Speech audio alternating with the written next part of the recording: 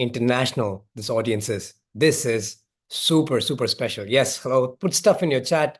Give your love. Good to see you. Good to see you guys. One of the things I would love to know. Yes, yeah. Want to know where you guys are from? Berlin, Germany, UK, Belgium, Puerto Rico. Oh, wow. Oh, this is flying fast. Brazil, India, India. Barcelona. Wow. Okay. There are people from all over the world. This is incredible. Netherlands. Oh, lots of people from the US. Beautiful. Canada, Colombia. Amazing. Guys, this is going to be super fun. Huh? It's going to be super, super fun. One of the things I wanna first let me introduce myself. My name is Gautam Khetrapal. I run a India's first transformational festival company called Life Plugin. I teach Buddhist psychology and relational mindfulness and all that kind of stuff.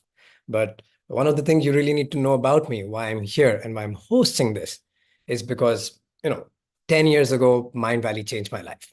That's the real reason that you need to know. It's been an incredible journey. And when I say it, I really, really mean it. It's the way I think, the way I look, the way I have my relationships, the way I lead my teams. Every single thing has been dramatically transformed ever since I was exposed to Mindvalley. I can spend the rest of my life saying thank you to Mindvalley, and it's not enough. And so that's the reason why I'm here. And Vishen and Eric Edmeades, who you're about to hear from, these are the two people, two most significant teachers in my journey. And the gifts that they have given me, it's an incredible privilege that I get to do what I get to do. It's because of these two guys. So I am really, really excited to be here. And one of the things I wanna talk about 10 years ago when I met Vishen, and he guides us through this exercise called three most important questions. If you haven't checked that exercise out, it's 20 minutes life-changing exercise. And one of the things that you get in people's, it gives you like a blueprint of your soul. Like, what are your deepest loving aspirations about your life? And one of the biggest goals that people put over and over and over again in their three most important questions is to give a TED Talk, is to speak on some of the largest platforms on the planet. That's been consistently the number one answer people respond to, which speaks to, first, like the type of people that join in Mindvalley, that follow this space. They are people who are making a big difference in the world and want to expand their impact further. And this is the number one aspiration for all the people who are here, that Mindvalley unites. So this subject is what we're going to explore here. So are you guys excited for that? All right. I want to read you, amazing. Yes. I want to read you this quote by Eric. He told me this 7 years ago, the first time, well, one of the first times I was learning from him. He said, "You are one talk away from the next massive breakthrough in your life. You're one talk away." And so that's when I was hearing this concept for the first time, I was inspired by it, but I was also like intimidated by it. But here's what happened 3 months after. After training with Eric, he was training me in a 5-day intensive workshop. And 3 months after I trained with him, I got invited to speak on TEDx, and I gave a talk. And that talk got over 5 million views. It just exploded my career. And from that moment, this was 7 years ago, I am still getting invites to this day because people are watching that talk. So when he speaks about you are one talk away from your next massive breakthrough in your life, it's real and it's profound. It's intimidating. And once you go through this experience, you will see how much of transformation you can experience in your life. This subject is so, so, so meaningful. And as we're about to kick off this live webinar and this experience with Eric, I want to share one of the things I also learned from him. It's about how do you activate your learning, your learning in your brain, because we're so conditioned to learn passively. We're conditioned to learn scrolling through Instagram feeds and reels and stuff like that, and we just sit and the content comes through, passes away, comes through, passes away. Not much gets retained. And so one of the things is when we ask you to participate, when we ask you to even as simple as raise your hand, put something in the chat, every time you do that engagement, you do that active participation, that is a signal to your neurology that, hey, this stuff is important. Pay attention. And the depth of your learning just by doing that simple act deepens significantly. So when I ask you some things, or when Eric asks you some things, make sure that you're actively participating, actively engaging. And here's the question I want to start with. I give you about 30 seconds. But if you could think, if you could become the best speaker you can uniquely be, if you could become the best speaker you could uniquely be, how might your life transform? Put that in the chat and let's look through some answers. If you could become the best speaker you can be uniquely, how might your life transform? All right, let's see it. Massively. Okay, living my dream. Massively, massively purpose-driven. Freedom. Exponentially, better connections. Change the world. More abundance. Wow, okay. This is flying fast. Incredible. So this is the stuff that we're going to be talking about. Great. Wow. Okay, so I'm going to be introducing Eric to you. He doesn't really need any introduction on most stages in the world. You know, he's spoken with some of the truly legendary speakers around the world, from Tony Robbins to Richard Branson to Jack Canfield, John Gray, President Bill Clinton. He is incredible. You know, he's the founder of Speaker Nation. It's a community where members can practice public speaking and presentation skills in a really, when I say safe environment, I've personally experienced it. It is incredible. Not just safe environment, but people elevate each other profoundly. Eric was awarded a medal by the Speaker of the Canadian Senate for his work on improving the quality of people's life. That's the depth of impact this guy brings. He's the creator of behavioral chain dynamics. And, you know, it's a process that harnesses psychology and transformative language patterns to permanently rewire the human mind for peak performance. This is the aspect that I want to talk about. Eric is one of those few people who has this ability. He will come and he will speak to you. That's it. He will come and he will speak to you. And your life will be permanently different than it was before. That unique ability, that's a gift that he brings. I studied his Wildfit program, health transformation program in 2016. That's 8 years ago. My health is permanently different. I never went back to my old health patterns after spending one program with him digitally. And then he transformed my speaking ability permanently. I've never been the same speaker ever again. And so today, that is a unique ability that very, very, very few people have in the world. And today we get to see how that might manifest for you. You know, how that you can express in a way that you can permanently shift, transform the people around you, the people that you speak with, your loved ones, your team, and the world at large. So this is the stuff that we're going to be talking about. Are you guys excited? Okay. We're going to be talking about the stage effect. And, you know, Eric, he has been, yeah, by the way, Eric has been one of the greatest speakers on Mindvalley platform. I don't know. I think he gets bored by the amount of times he's been rated the #1 speaker at most of Mindvalley events he's been speaking at. He's incredible. And so this is the time that we welcome him. Okay. We're going to welcome him. And the next roughly 2 hours, 2.5 hours will be the most important time that you will spend for the rest of your life when it comes to your self-expression. So good luck. And please welcome Eric. Eric, come on up. Hey, Gautam, thank you so very much. I am very, very, it's so good to see you, by the way. It is so good to see you. And I really, I cherish the journey that you and I have been on now for almost a decade. That's pretty exciting. It's really nice to hear you talk about that. Welcome, everybody. Welcome, everybody. I am Eric Edmeades. I am absolutely excited to be here with you right now. This is one of my favorite topics in the world. If any of you have been following me for a little while, or if you know me through the Mindvalley platform, you'll know that I quite often speak on health, relative to WildFit, and I quite often speak on entrepreneurship and business. And of course, I really love to speak about speaking and communication. And the reason those are my 3 topics is that those are the 3 gifts I gave myself that changed my life so much. I mean, like, I think about if you were to look at me at the age of 20 and plot the direction my life was going in, it was ending up in a very different place than I am today. And I'm very grateful for those shifts.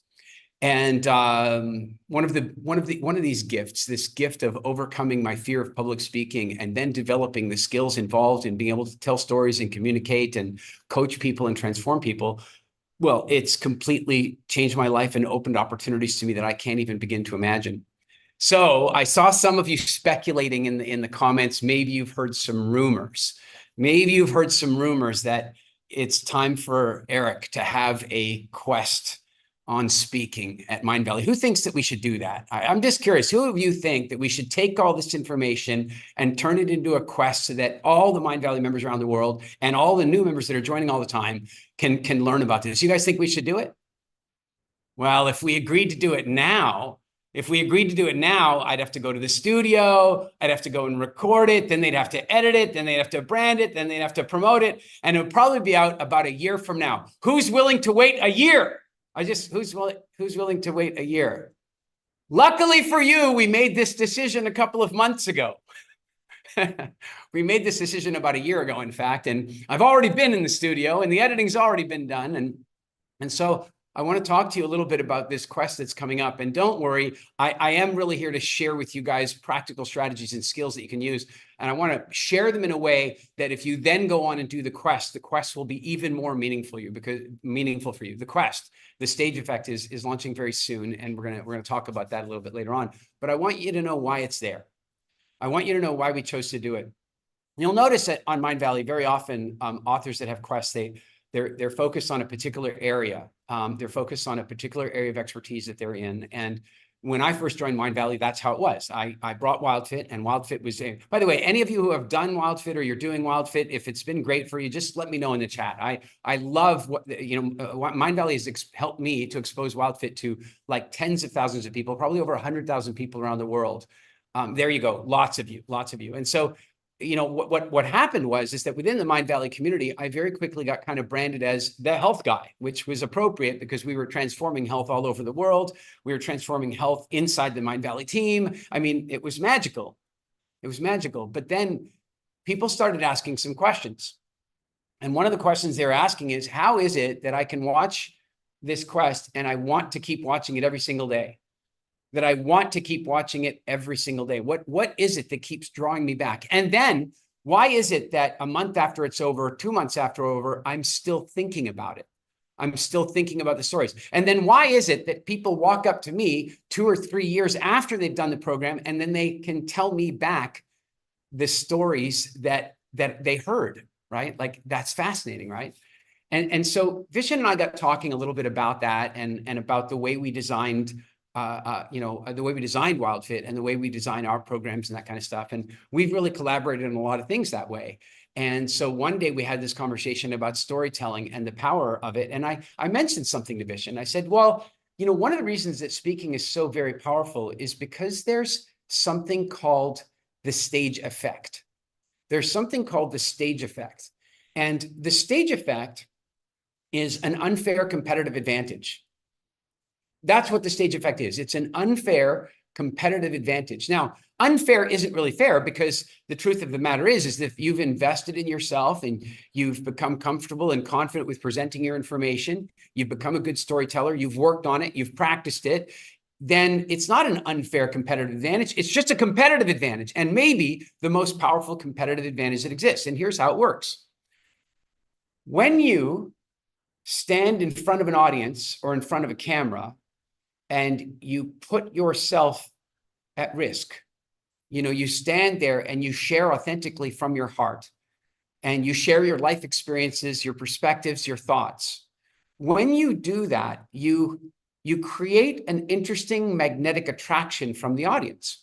And there's a formula that can kind of help you to understand this. The formula works like this. It's the size of the audience times the quality of your presentation. Right? The size of the audience times the quality of your presentation. So if you give an outstanding presentation for 100 people, then that's going to create a very high degree of attraction among those 100 people.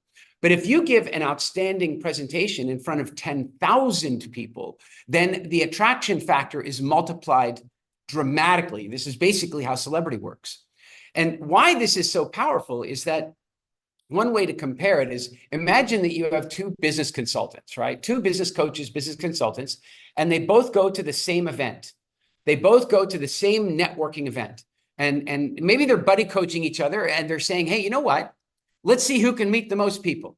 Let's see who can meet the most people. So they go there with their business cards in their pocket and their freshly polished elevator pitch. Elevator pitch? Really? Like elevator pitch? Like one pitch you can use on every single person?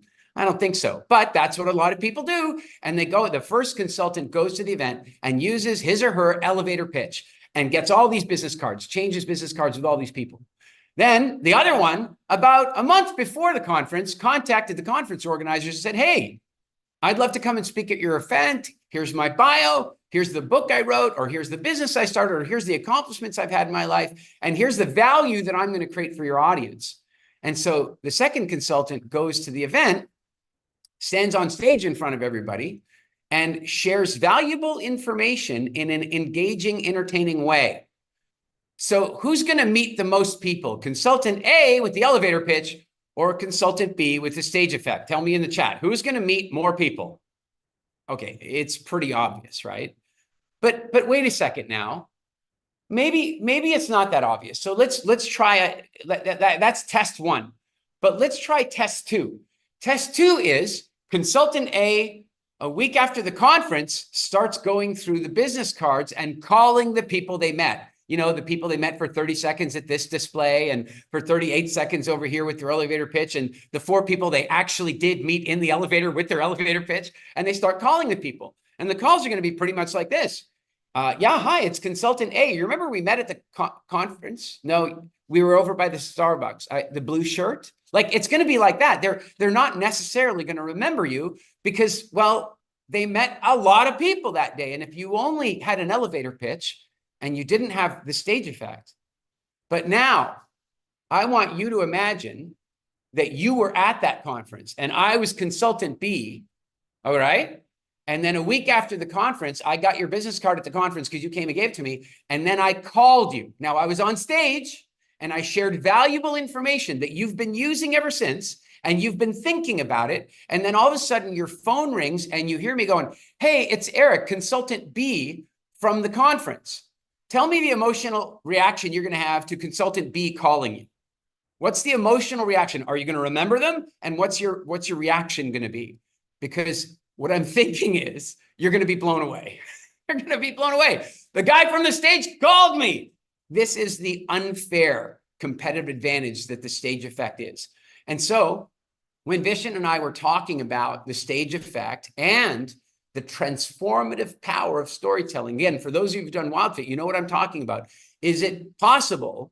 Have any of you had this experience with me or anybody else, but with me if you've done WildFit, where I've shared a story with you and that story's made you think and it's made you maybe laugh and it's made you pause.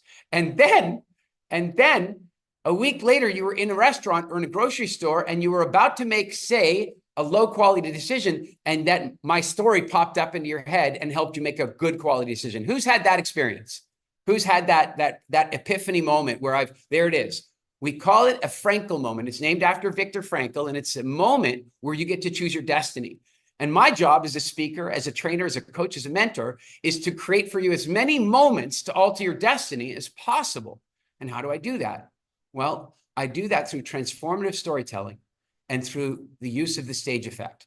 And when Vishen and I had that conversation, it became really, really clear that the Mindvalley community needs and wants the stage effect. And I'm going to tell you a little bit why. Have any of you felt like some of the people in positions of power in, say, political power around the world might be the wrong people? Has anybody felt that there's some of that going on in the world? Just some of the people might not be the best people at the moment. Yeah, no kidding. Like, no kidding. And you know what the crazy thing is? You know what most of them have? A platform, and they learned how to speak. And you know why they did that? Because they watched what happened with John F. Kennedy. John F. Kennedy was a terrible speaker. He was a terrible speaker. Even his own relatives said to him, dude, give up on that. But he worked on it and he worked on it. And then he changed the world. Winston Churchill, before, like, no, it's the same thing. Like, before he had a speech impediment that was so bad that when he escaped the police in South Africa, he was a reporter and he got caught by the police, and then he escaped from the prison and he was running across the country to escape, and they issued a bulletin that said, we're hunting down this guy, Winston Churchill. Of course, they didn't know he was going to be the Prime Minister of England one day. He was just some reporter reporting on things they didn't want reported. And in the wanted poster, it spoke about his speech impediment. That's how you could recognize the guy. He was not good at public speaking. And many of you have seen the movie The King's Speech. The reality is that it is absolutely worth overcoming any hesitation, any concern, any lack of confidence that you have in your own ability to project, because when you do, you magnify your influence in a major way. And as far as I can tell, and I've been hanging around the Mindvalley community for a very long time. I went to my first A-Fest back in Mykonos, Greece, a long time ago, and I've met Mindvalley people all over the world. And my feeling is if the Mindvalley community had, let's say, 10 times the influence that it does right now, like each person had 10 times the influence, I feel like that might make a measurable impact on the planet. Who's with me on that? You guys, are you with me? Like if the Mindvalley people, the people that are here devoting to their education, devoting to their self-development, had 10 times the influence, I think we would have a measurable impact on the planet. And so with all that said, Vishen and I came together and said, it's time for the stage effect to come to Mindvalley. And so, yes, there is a quest coming. We'll talk a little bit more about that later on. Now, I want to give you some powerful strategies for how you can use the stage effect in your life. So first thing, in order to use something, you have to understand the why of it. You have to understand why it works properly. Like, you know, if you really understand the why, it helps you to really like use that tool in a powerful way. So here's ultimately the why. There was a time, and I know for some of you that are a little younger, this might be frightening, what I'm about to say. This is a trauma warning, trauma warning. There was a time before Netflix. And there was also a time before even television. And do you know what people did before television? No kidding, what people did? Families would sit around and listen to the radio together. Can you imagine? Can you imagine going out to any family going now and saying, hey guys, would you guys like to sit in a circle and listen to the radio? Anybody think that that's going to fly? No, not at all. But wait a second. There was a time before the radio. There was a time before the radio, and that time was a lot longer than the time after the radio. I mean, we've had the radio and television and Netflix for about 5 seconds of human history. For the other hundreds of thousands of years, we had fire. And we sat around the fire and we spoke and we shared stories. And those stories became our primary learning mechanism outside of actually doing things. And so you would hear stories around the fire and they would get embedded into your mind. And they would become the lessons that would guide your survival. And so here's an example. Again, let's imagine that consultant A had a great-great-great-great-great-great-grandfather, and consultant B also had one. And you're at fire A. And at fire A, the guy managing fire A, he's just not that good a storyteller. His stories are boring. They're kind of drawn out. You know, he misses the punchlines. He uses no tone of voice. There's no logic to the story. But at fire B, that guy is like super entertaining. But more than super entertaining, there was the one time when he told you a story about how he got cornered by a pack of hyenas. And he tells you how he got away from them, what noises he made, how he picked up sticks and made himself look really tall. And he faced them down and they backed off. And you heard that story and you thought, wow, now I know what to do if I'm in that situation. Well, let me ask you a question. For the rest of your life, which fire are you going to choose to sit around? Which fire are you going to sit at? Fire A with the lackluster, boring. I mean, it's obviously very clear. You're going to sit at fire B. And the equivalent of that today is the subscribe button on YouTube or the follow button on Instagram. You see, if you come to my Instagram channel, for example, and one day I share a perspective with you about business or health or public speaking or just life in general, and you go, you know, shit, that just might change some things for me. That's a perspective that I really needed. That's a different way I've thought about relationships, or that's a different angle on parenting, and I'll never make that mistake again. The minute you have that feeling that my life might be better as a result of this story, you hit subscribe, or you buy the ticket, or you go to the retreat, or you sign up for the seminar, or you buy the book, or you engage in the program. Are you guys with me on this? Does it make sense? So then how do we be Fire B? How do we be Consultant B? How do we be engaging, attractive? How do we tell stories in a way that's unforgettable, that's transformative? Okay, so here are some tips. I want you in the chat to tell me what the ratio should be between lecture, which is like valuable information, right? Lecture, and story, which is a journey that you're taking people on. So you can't be all story, right? Because you got to teach them, you got to give them some knowledge. So what do you guys think? What percentage? Tell me lecture versus story. What do you guys think? I'm seeing 20 to 80. I'm seeing 50-50. Wow, you guys have a lot of answers here. 70-30. Wow. Okay, so there's a variety of thoughts about this. And by the way, there's no distinctly right answer as long as story is equal to or greater than lecture. That's the deal. And so here's a little metaphor I have for you. How many of you guys played that game when you were a kid, you know, where if the balloon touches the ground, it explodes? And kids are morbid. I caught my daughter playing this game the other day. I go, what are you doing at the balloon? She goes, it's a bomb. What do you mean it's a bomb? She goes, I have to keep it from touching the floor. If it touches the floor, then we all blow up. I'm like, where? How do I help? How do I? And of course, I remember that I played that game as a kid. But as you think about that game, how many of you guys played this game? You know, you keep the balloon in the air, it can't touch the ground. So here's the thing. I want you to think of a talk being a bit like that the audience's engagement and their energy is the balloon, and you need to keep it up. You need to keep it up and keep it going. And when you start to lecture, it might start to fall down a little. It might start to come down a bit. And so if you notice the audience is starting to come down a little because you've been lecturing, then you need to jump in with a little joke or with a little story or something that lifts them back up again. And so if you watch any of my talks on YouTube, you'll see that I'm trying to balance between lifting the audience up with engagement and storytelling and humor, and then teaching them really important points. And if you get that formula right, you're taking them on this emotional roller coaster that will create real transformation. The next piece to understand about this that's so vitally important is that what is it that creates a memory? Like, why do people remember some things and forget the others?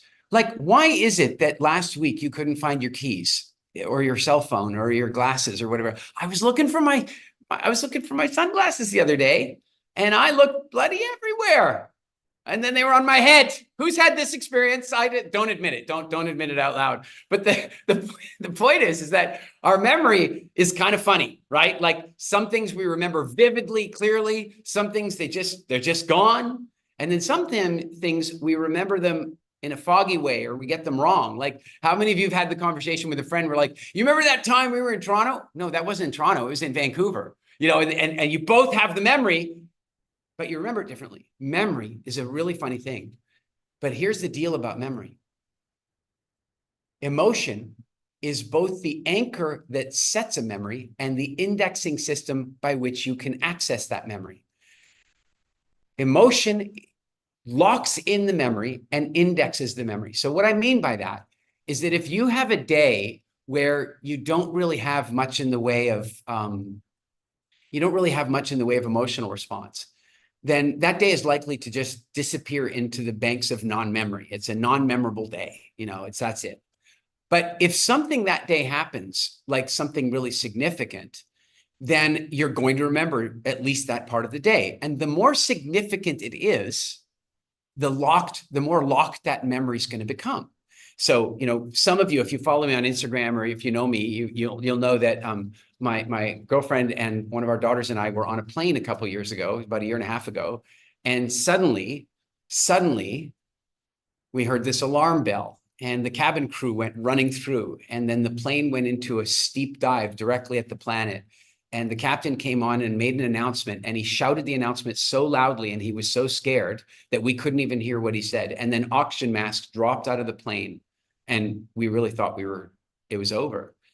And by the way, we survived and everything was fine, but we plunged like that for 6 minutes. It was pretty terrifying. I can tell you, I remember the slightest details about that day. I remember the people that were sitting beside me. I remember the family that was in front of me. I remember watching the father put his own mask on and then wrestle with his son to put his mask on because the son didn't want the mask. And I remember thinking, wow, that whole put the oxygen mask on first thing is real, like very real. And I remember that day vividly. Why? Because the emotional intensity was so incredibly strong. So here's the thing. Once you recognize that emotions are absolutely key to locking in memorable presentations, then again, that comes back to the metaphor of keeping the balloon in the air. What that means is that you want to do a presentation, you want to deliver a presentation that is going to keep people having emotional experiences. Those emotional experiences can be up, like happiness, joy, humor, or sometimes they can be down. How many of you have been to a talk where the speaker shared a story that made you cry and you were grateful for the lesson that you got from feeling that heavy emotion? Who's had an experience like that, right? So it's not all about making people feel good. It's about making people feel. It's about making people feel. And so again, making sure that stories are a key component. Now, and this is really going to help you when you do the stage effect quest. So listen very carefully to this. Well, let me ask a question. Before that, I'm going to ask the question and take a drink while you answer. Are you ready? Here's the question. How many of you feel like you probably don't really have, great stories? Like you can understand other people have great stories, but you maybe you don't know, you don't think you do.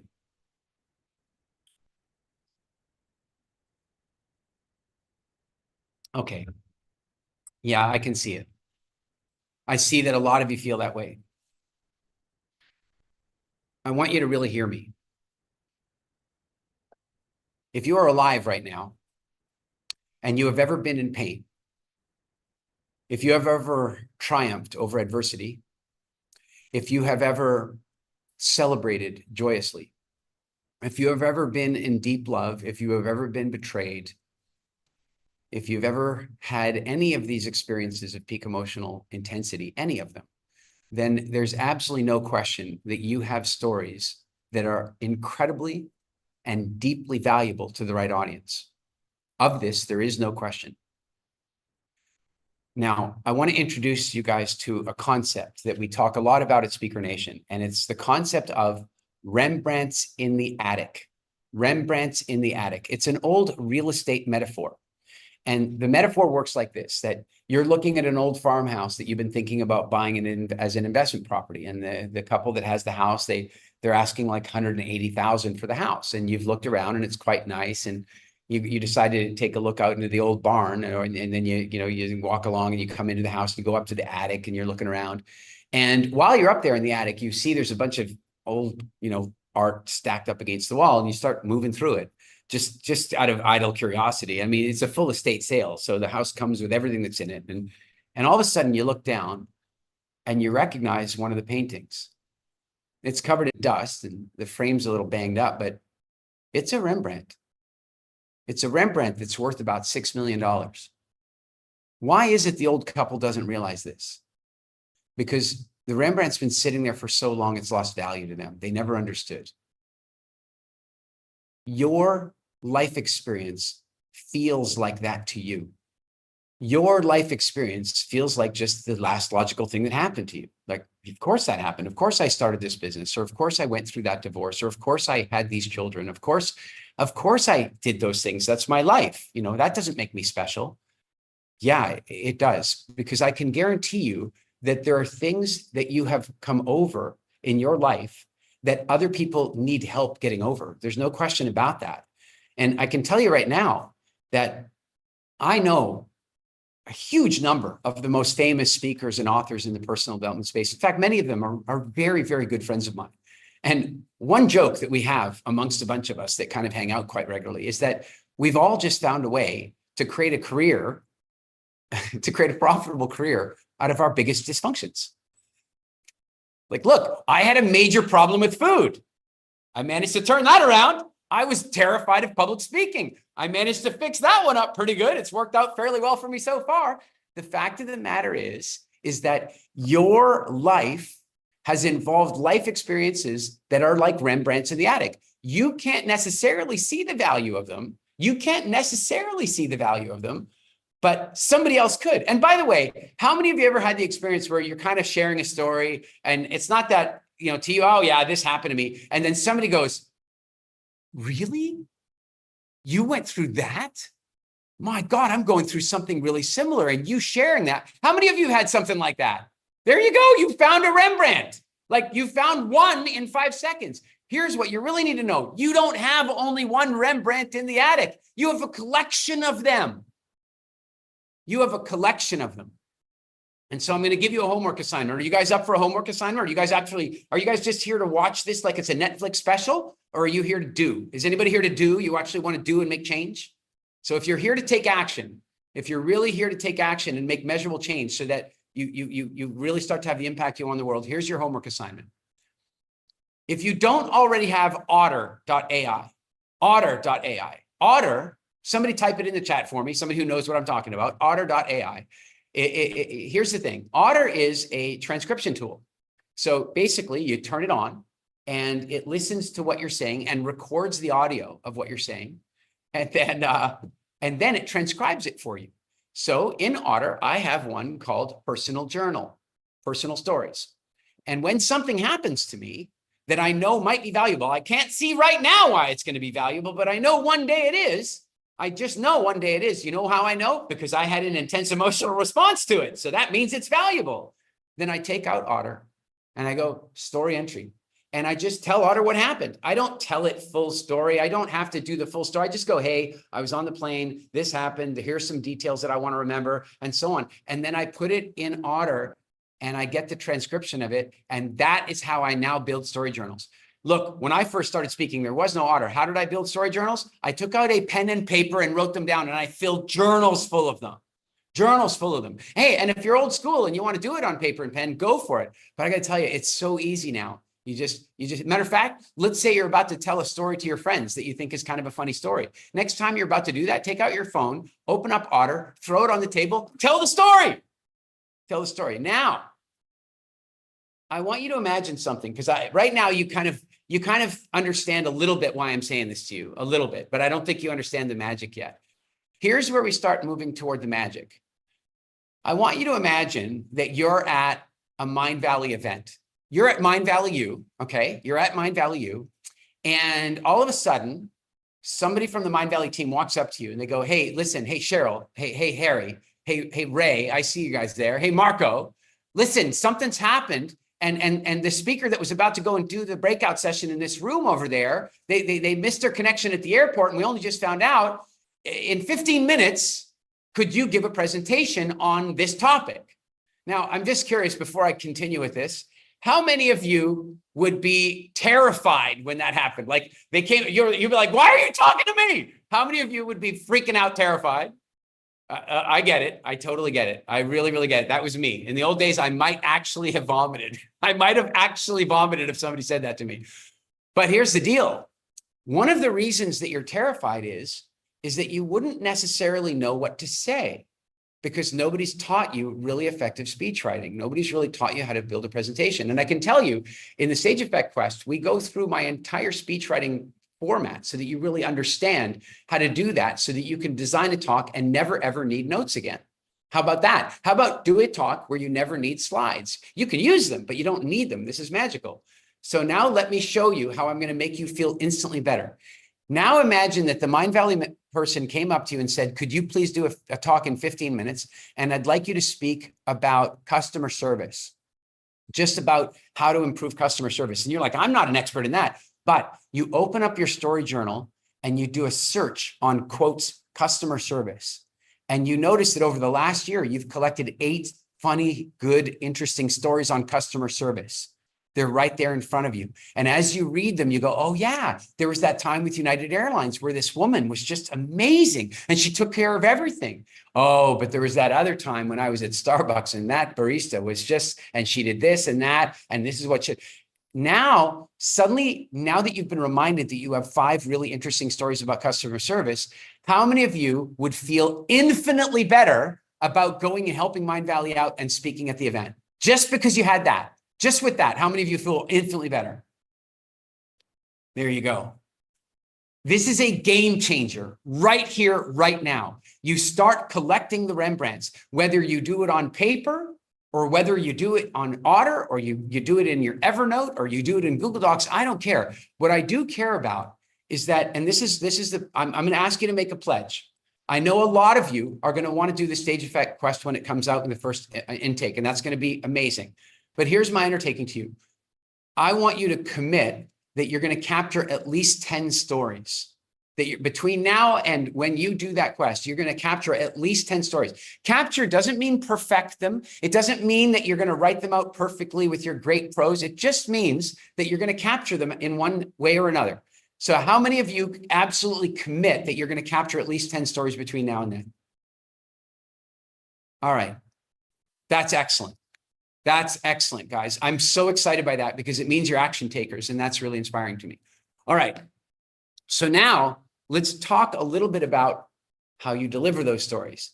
Because, okay, how many of you have that friend that you're out for dinner with them or you're at an event with them, and then they go, oh yeah, that reminds me about this time.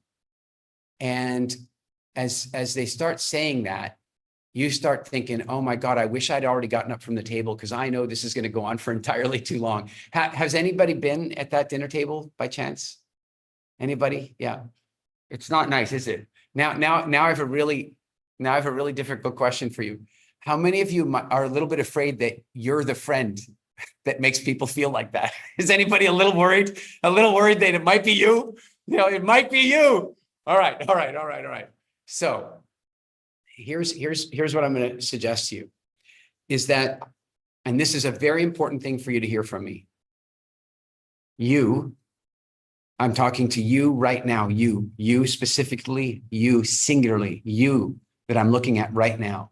We're a natural born communicator and storyteller. You were born that way. You were absolutely born that way. Now listen, and I'm going to explain it to you so you understand me, and I'm talking to you. You were born that way. Now here's the deal.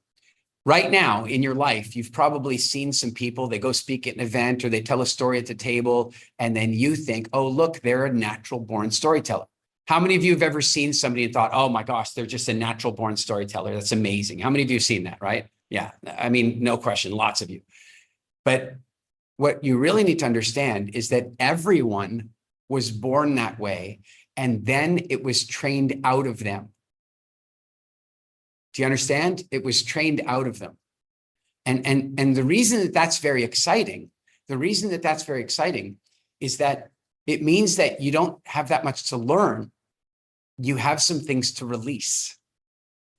Okay, let me explain. And guys, if you really get what I'm about to say, you'll realize that this conversation that you and I are now having, please mark the date. Honestly, circle it in your calendar, mark the date, because I think there's a very good chance that you're going to think about your life as the day before this webinar and how you acted after this webinar. I mean it. I know because it happened to me. So here's the thing. How many of you have had the experience that you've either had this personal experience or you've witnessed it, where somebody who's not normally that good a storyteller has like 2 glasses of wine and then they become quite a good storyteller? And their humor gets better. They become funnier. They use more volume. They move their body more. Okay. I think this is a consistent thing. We've all either experienced it or we've witnessed it, or most of us, both of it, right? Okay. Now, the problem is that a great way to become a good storyteller. I mean, it's a hack and you could try it, but I can tell you what happened to my dad is my dad was made a law professor when he was like 23 years old, and he was terrified of public speaking. And he found that just one beer made him a great professor until he blew up his entire career with alcoholism, right? Like, yeah, that's not a good way to become a good speaker. I can tell you right now, it works in the short term, devastating results in the long term. But it proves something though, because hold on, how many of you become a better driver after 2 or 3 glasses of wine? How many of you become a better golfer after 2 or 3 glasses of wine? How many of you become a better parent after 2 or 3? No. So how is it that you become a better speaker with 2 glasses of wine? Because it's depressing your inhibitions. It's removing the fake human shield of ego that was installed upon you by overbearing parents and teachers and other people. And so you drink that 1 or 2 glasses, and it allows the real you to kind of come out a little. Now, the problem is that if you go to the 3rd or 4th glass line, then another version of you comes out that nobody wants to know. Right? How many of you guys have seen that? How many of you have a friend who you actually prefer them after 2 glasses of wine, but after 4 glasses of wine, you're out of the room. You're gone. Anybody have that friend? I have a few of them. I have a few. So now that we understand that it's something that was already always trapped inside you, now we have to talk about how do we let it out? And that's a tough thing. And it's a tough thing for us to achieve here on a webinar. It's something a lot easier to achieve when we get to work like directly together and coach together, but we can make headway right now. So tell me right now in the chat, I want you to imagine that I've just shared a story with you, and I've told you that you have to tell that story to 10 people, and you have to tell it to them like it happened to you. You have to tell it to them like it happened to you. And if all 10 of them believe that it was your story, I'm going to give you $10,000. If all 10 of them believe it was your story, then I'm going to give you $10,000. Okay? So that would mean I tell you a story, and then you have to tell the story again as though it happened to you. So now tell me in the chat, what are some of the things you would do to make you believable? What are some of the things you would do to make you believable so that as the audience was listening to you, they would think, oh yeah, that's totally their story. I mean, I can tell. Let's see here. Emotion, details. Wow, I can't even keep up with the speed of that. Hold on, where's my mouse? Holy. Okay, perspective, imagination, visualization, making them feel it. Pretend that you're actually me, like pretend that you're somebody else. Yeah. Really good eye contact. Yeah, you'd have to make some changes to it to tailor it to you, because if the story was from a man and it was a woman telling it, there might be little details that you'd have to change to make it real. Let's see here. You'd actually have to step into the reality that it happened to you. Oh, you'd have to drop in little details. You'd have to laugh. You'd have to look like you were remembering it. That's important. You'd have to look like you're remembering it. Now, guys, somebody should just save that chat, because right there, you guys just wrote a book on authentic storytelling. And weirdly, you wrote it about lying. Now, the reason I like to do that exercise is that what's really crazy is that if you do an exercise with people, and we do these exercises at our live events, then what happens is that people are really willing to put on the extra stuff to lie a story. They're willing to do that. But the minute you ask them to tell one of their own stories, they become rather robotic about the entire process. They want to deliver a perfect story with perfect cadence, and so that they don't want to mess anything up, because they suddenly have this desire to have perfection. Whereas when they're telling a story that somebody else's and they're trying to make you believe it, their ego seems to slip away. And so that list that you guys just created, that list should be used for all of your own stories. You should be using those same things for telling your own stories. So let's talk a little bit about some of the things we saw there. Here's one of them. Vocal range. Vocal range. In your audience, you have people that have different levels of comfort around the way they get information. Okay, so I'm gonna let's see here. How many of you have ever had a conversation with somebody who talks so quietly that you're leaning in, you're leaning in, you're listening, you can't hear what they're saying. Pretty soon, you're just nodding and hoping they'll stop. Has anybody had that? Yeah. Well, let me tell you about the conversation they were having. They were having a conversation with somebody who shouts at them. They were having a conversation. You felt that they were so quiet you couldn't hear them, but when you spoke, they thought you were shouting at them. How about this? How many of you have had that conversation with somebody who maintains entirely too much eye contact? It's like the entire time they're talking to you, they're just looking at you the whole time. It's like they're reptilian. They don't even blink. They just keep staring at you. They stare at you the whole time, and you're thinking, oh my God, I'm being hunted right now. Anybody had that conversation? I have. But they were having a conversation with somebody who was evasive and always looking around and wouldn't make eye contact. Do you understand that what we're really talking about here is a lack of rapport, that you simply have different values? Here's my favorite one. How many of you have had that conversation with somebody who stands too close? You know the one I'm talking about, right? They come and they stand up like they just want to be like mega close in the whole conversation. They're always standing way too close. And you're like backing away, trying to get away from them, and they're getting closer and closer, right? All right. They were having a conversation with somebody who was evasive and always trying to break connection. And in each of these examples, what you're seeing is that people like people that they're like. People have a hard time connecting with people that they're different from, that they're different to. Like if somebody talks at a different volume than you, it's not so comfortable. If somebody makes more eye contact than you, then it's not as comfortable. This is a very important thing to understand in one-on-one communication. In fact, if any of you guys have done any training in neuro-linguistic programming or even just advanced psychology, you'll hear about this being talked about as rapport skills or matching and mirroring, where when you want to create a really good connection with somebody, you pay attention to their vocal qualities, you pay attention to their cadence, you pay attention to their eye contact, even their head tilt. You pay attention to them and you feed them back more of them. And because you're like them, they'll like you more. You'll get a stronger connection. This is a very powerful technique. By the way, for any of you guys want to rapidly increase your sales skills, that's one of the most powerful things you can do in a one-on-one conversation. But wait a minute. What if it's 10 people? Or what if it's 50 people? Or what if it's 5,000 people?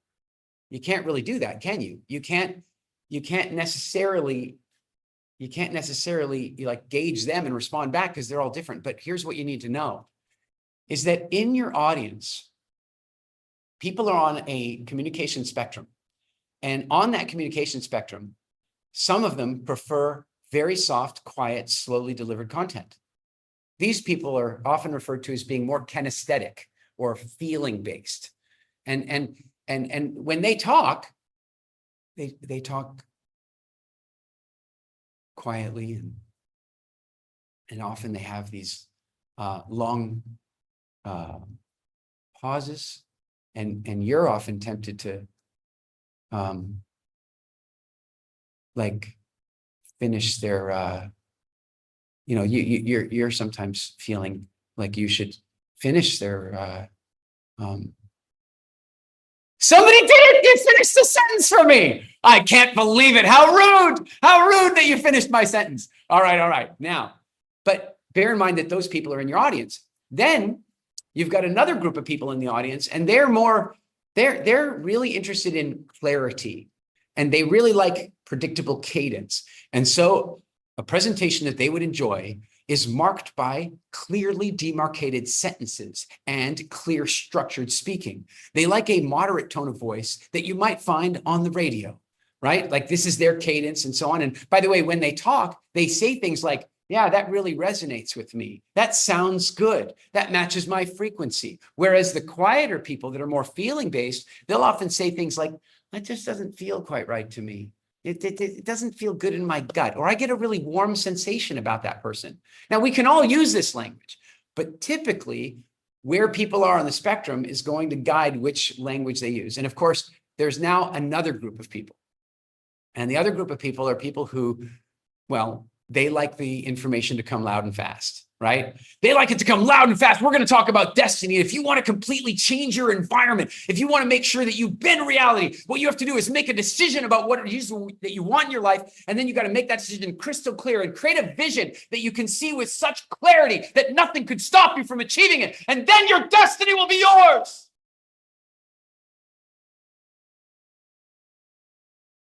Yeah, Those people are very often at Tony's seminars. That's true.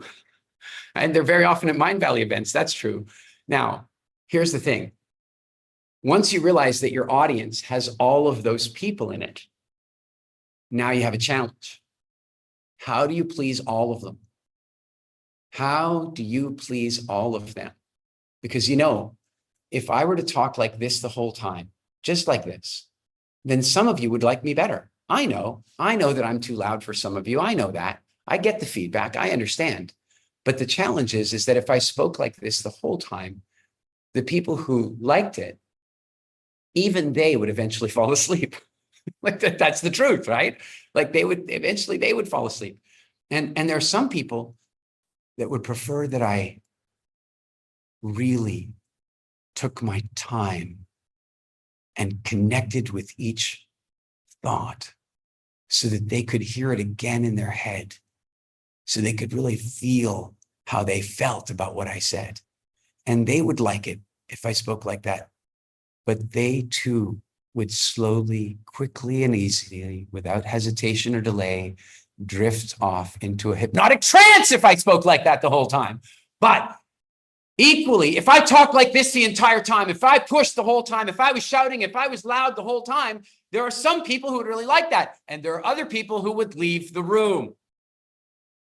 Does this make sense? Are you guys with me on this? Yes. All right. So what you want to create as a speaker is something that at Speaker Nation we refer to as broad spectrum appeal. Broad spectrum appeal. This is a very important skill to have as a speaker, because very often when you are invited to speak at a networking event, at a conference, on YouTube, it doesn't matter where you're speaking, on a podcast, on mainstream media. The fact of the matter is that not everyone in the audience is going to be immediately interested in what you're speaking about. Therefore, you need to make it engaging and interesting for them. So a few years ago, I was invited to headline, to speak at this incredible event in Sweden. And the event was all about stock trading and investments and entrepreneurship. And where I do speak on those topics very often, in this case, the promoter wanted me to come in and speak about nutrition and health. And frankly, I wasn't very excited about that. And neither was the audience. They were there to learn how to make more money. They were there to learn how to build their businesses. They were there to learn trading secrets. They were there for that. But the promoter knew me really well, and they wanted me to lift the energy and improve the health of their community because, well, their community was growing, but not just in membership, but in size. And they wanted me to help with that. And so I had to do a talk that was off topic. Now, can you see that if my talk is going to be off topic, that some people at the conference are probably going to go, you know, I don't really need this session. This is my time to go to Starbucks. How many of you, honestly, you've been at a conference, you've taken a look, you've said that session, not for me, and you've walked out and you just, okay, there you go. It is going to happen, right? So what that means is that as a speaker, you want to create something called broad spectrum appeal, so that even if your topic isn't necessarily a direct match with everybody's immediate curiosity, that your delivery is engaging, entertaining, and keeping them in the room. And so I walked out on the stage. First of all, in the manual of the event, in the program of the event, I titled my talk, "The #1 Secret to Massive Profitability in Life." Right? I mean, what if I entitled my talk, 8 nutritional ideas that are going to help you have more energy, for a bunch of investing traders? They don't care. They're eating Cheetos out of their desk drawers until the trading window is done. They don't want to hear nutritional concepts. They don't want to hear about meditating. They want to hear how to make money. So the title of the talk was, hey, the number one secret for increased profitability or making money. Then I walked out on the stage and I made sure that my bio that they introduced me with talked about my background in business. I started my first business in mobile computing when I was 27 years old. I sold it 9 years later for enough money to never work again. And then I bought a Hollywood special effects company, and I worked on Pirates of the Caribbean and Avatar and Transformers. Then I started a military research and development company. And then I started a medical simulation company. I've had an incredibly varied business background. I've had business successes in a wide variety of industries and in multiple countries, which makes me just about unique as a business coach and teacher. And so I want to know how many of you want to know my number one secret for massively increased profitability in your business. How many people want to know about that? Yeah. That's what they said. Nobody left the room. Nobody walked away. Nobody looked at their phone. Nobody was scanning the wall. Nobody's thumb was moving up and down the screen. They were in. They were in. Why? First of all, broad spectrum appeal requires finding a way to marry your content to what they want. That's what I did. Then I used tone of voice to create tons of excitement about what I was going to teach. And then I jumped in and I said, the number one thing that you need for increased profitability, for increased profits in your life is energy. You need your mind and your body to be working optimally, the same way that an athlete tunes their body in to compete in the Olympics or in the World Cup or anything like that. You need to be thinking like that. If you're going to be the top level trader, if you're going to be the top level entrepreneur, you need to treat your body and mind the same way that a professional athlete's going to, without question. Do you think I got their attention?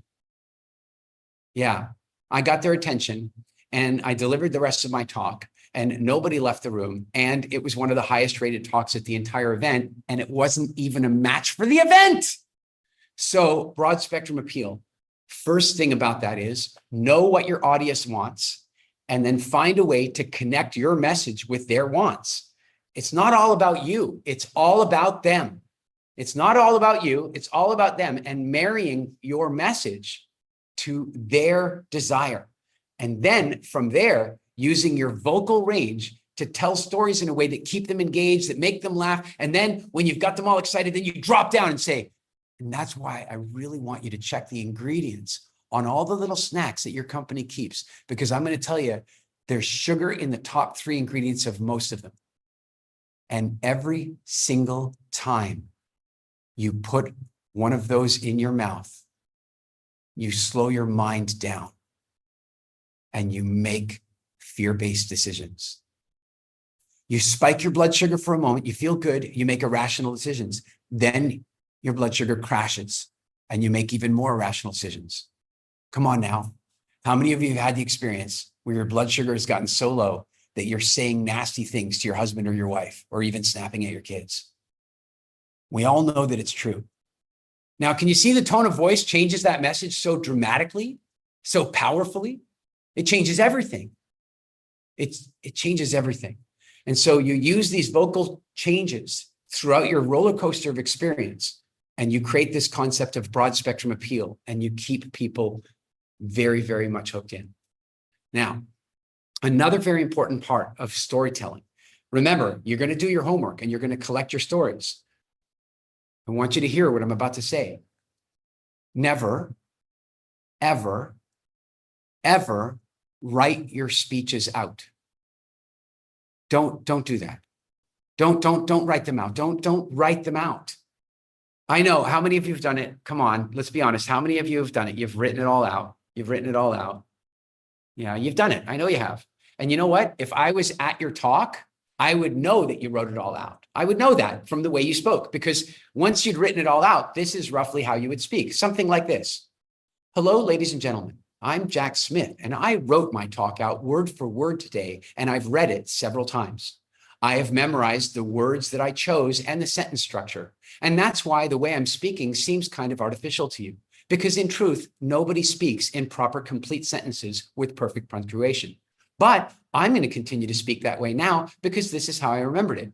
Unless, of course, somehow I forget one of my sentences, because if I forget that sentence, I'll never find the next sentence, because I'm using a terrible form of memory called chained memory, which means that I am riding a roller coaster of terror and fear at the moment, because I keep wondering if I'm going to remember the next word that I'm about to say, and I don't think I'm going to, and then I'm going to blank out, and I'm going to freeze, and I'm going to need to look at my notes.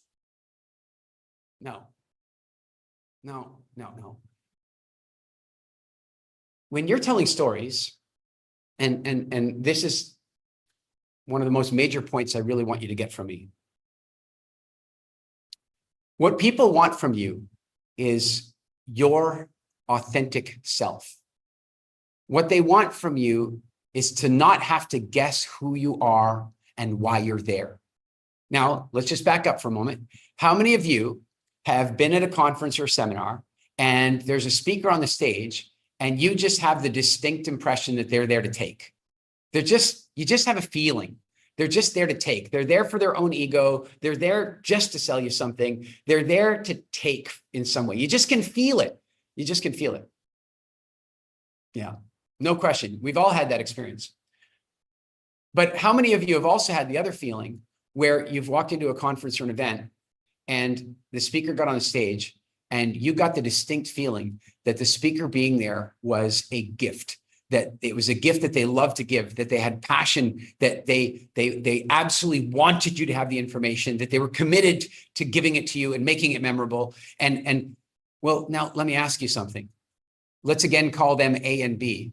Which one are you more likely to follow, to join their membership, to sign up for their program, to buy their book? B, in every case. There's no question about it.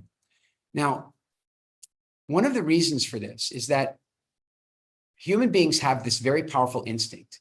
And the instinct is you would rather have an authentic enemy than an inauthentic friend. You would rather have an authentic enemy than an inauthentic friend. I'm going to break one of the rules of public speaking right now. I'm going to mention politics, but I'm not taking any sides in this. I just want to make an observation. Many years ago, I was on tour traveling around Europe. I am Canadian, but my accent sometimes sounds a little American to some people. And so, because the American election was like heating up at that point between Hillary and Donald, everybody wanted to know my opinion. Like, just because of my accent, maybe I have an opinion on the American election. And so I started sharing my opinion. And my opinion was that Donald Trump was going to win. And this was before he even got the Republican nomination. It was before he got it. But my opinion was that he was going to win. And people asked me, why? Why do you think he's going to win? And I said, well, remember, I'm not voting for him to win. I'm not advocating for him. I'm not taking sides. In fact, in my general opinion, I think America could have chosen two better candidates, maybe, I guess. But that's not the point. The point is that I had a reason for thinking that he was going to win. And here's what it was. Donald Trump was the authentic enemy and Hillary Clinton was the inauthentic friend. And there was a big reason for this. Donald Trump generally refused to use teleprompters. He just spoke. And he might have said things that you didn't like. He might have said things that you didn't agree with, but you didn't have to guess about it. He was just saying it. He was predictable. You go, like, it's just off the cuff. Where Hillary would go out and she would say the right things that the Democratic Party told her to say, but she was reading them off a teleprompter. And so you knew that they weren't necessarily her words. So therefore, even though she said the right things, you had to ask yourself whether she really meant it or not. Does this make sense to you? Now, I know there's a million other things that went into the election. And I'm not making a judgment about who should have won or didn't win or stole elections or any kind of stuff. I don't care about that.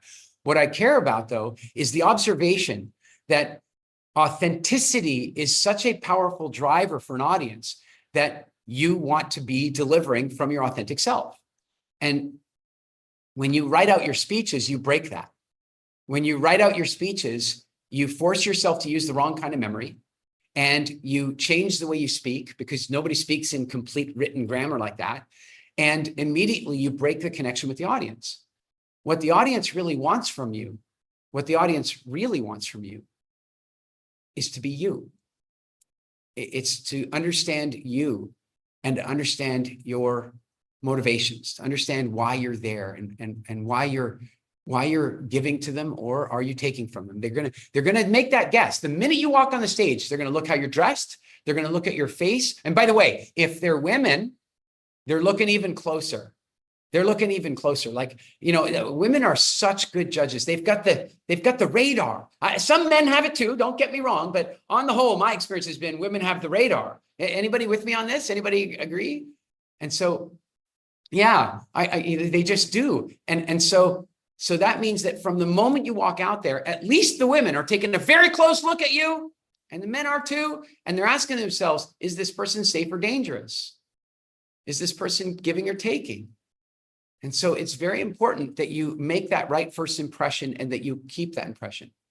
So I think to take us home with this and to set you up for the stage effect quest, what I think would be really great right now is I want to talk to you about how to make the right first impression with people. The minute you walk on the stage, the minute you start a video. Okay, so let's just take a step back for a minute, because this applies to a live audience and it also applies to video. First of all, can anybody tell me what is the optimal amount of time for a video on social media? What is the optimal amount of time for a video on social media? Can anybody tell me? I'm gonna have a drink while you tell me. These are all good answers. 2 minutes, 10 minutes, 30 seconds, 30 minutes. They're all good answers. But what I'm going to tell you is that the idea that there's an optimal time is a flawed concept. It's a trick question. The optimal time of any video is the amount of time that the majority of people are willing to watch it for. Let me say it again. The optimal time of any video is the amount of time that the majority of people are willing to watch it for. So let me give you an example. There's a video of mine. I'm sure some of you have seen it. It's on YouTube. It's on Mindvalley's YouTube channel. And I gave a talk at a Mindvalley event years ago. I had no idea they were recording it. I wasn't dressed very well for it. I was wearing a shirt that didn't really fit. I didn't fix my hair. I just walked out. They said, hey, could you do a little talk on public speaking? And so I did it. And little did I know they were going to put that thing up on YouTube. So one day I find out, and it's too long to be in one video. So it's like an hour and a half and then another hour and a half. Anybody seen it? I can't remember what it's called right now, but you'll know the one I'm talking about.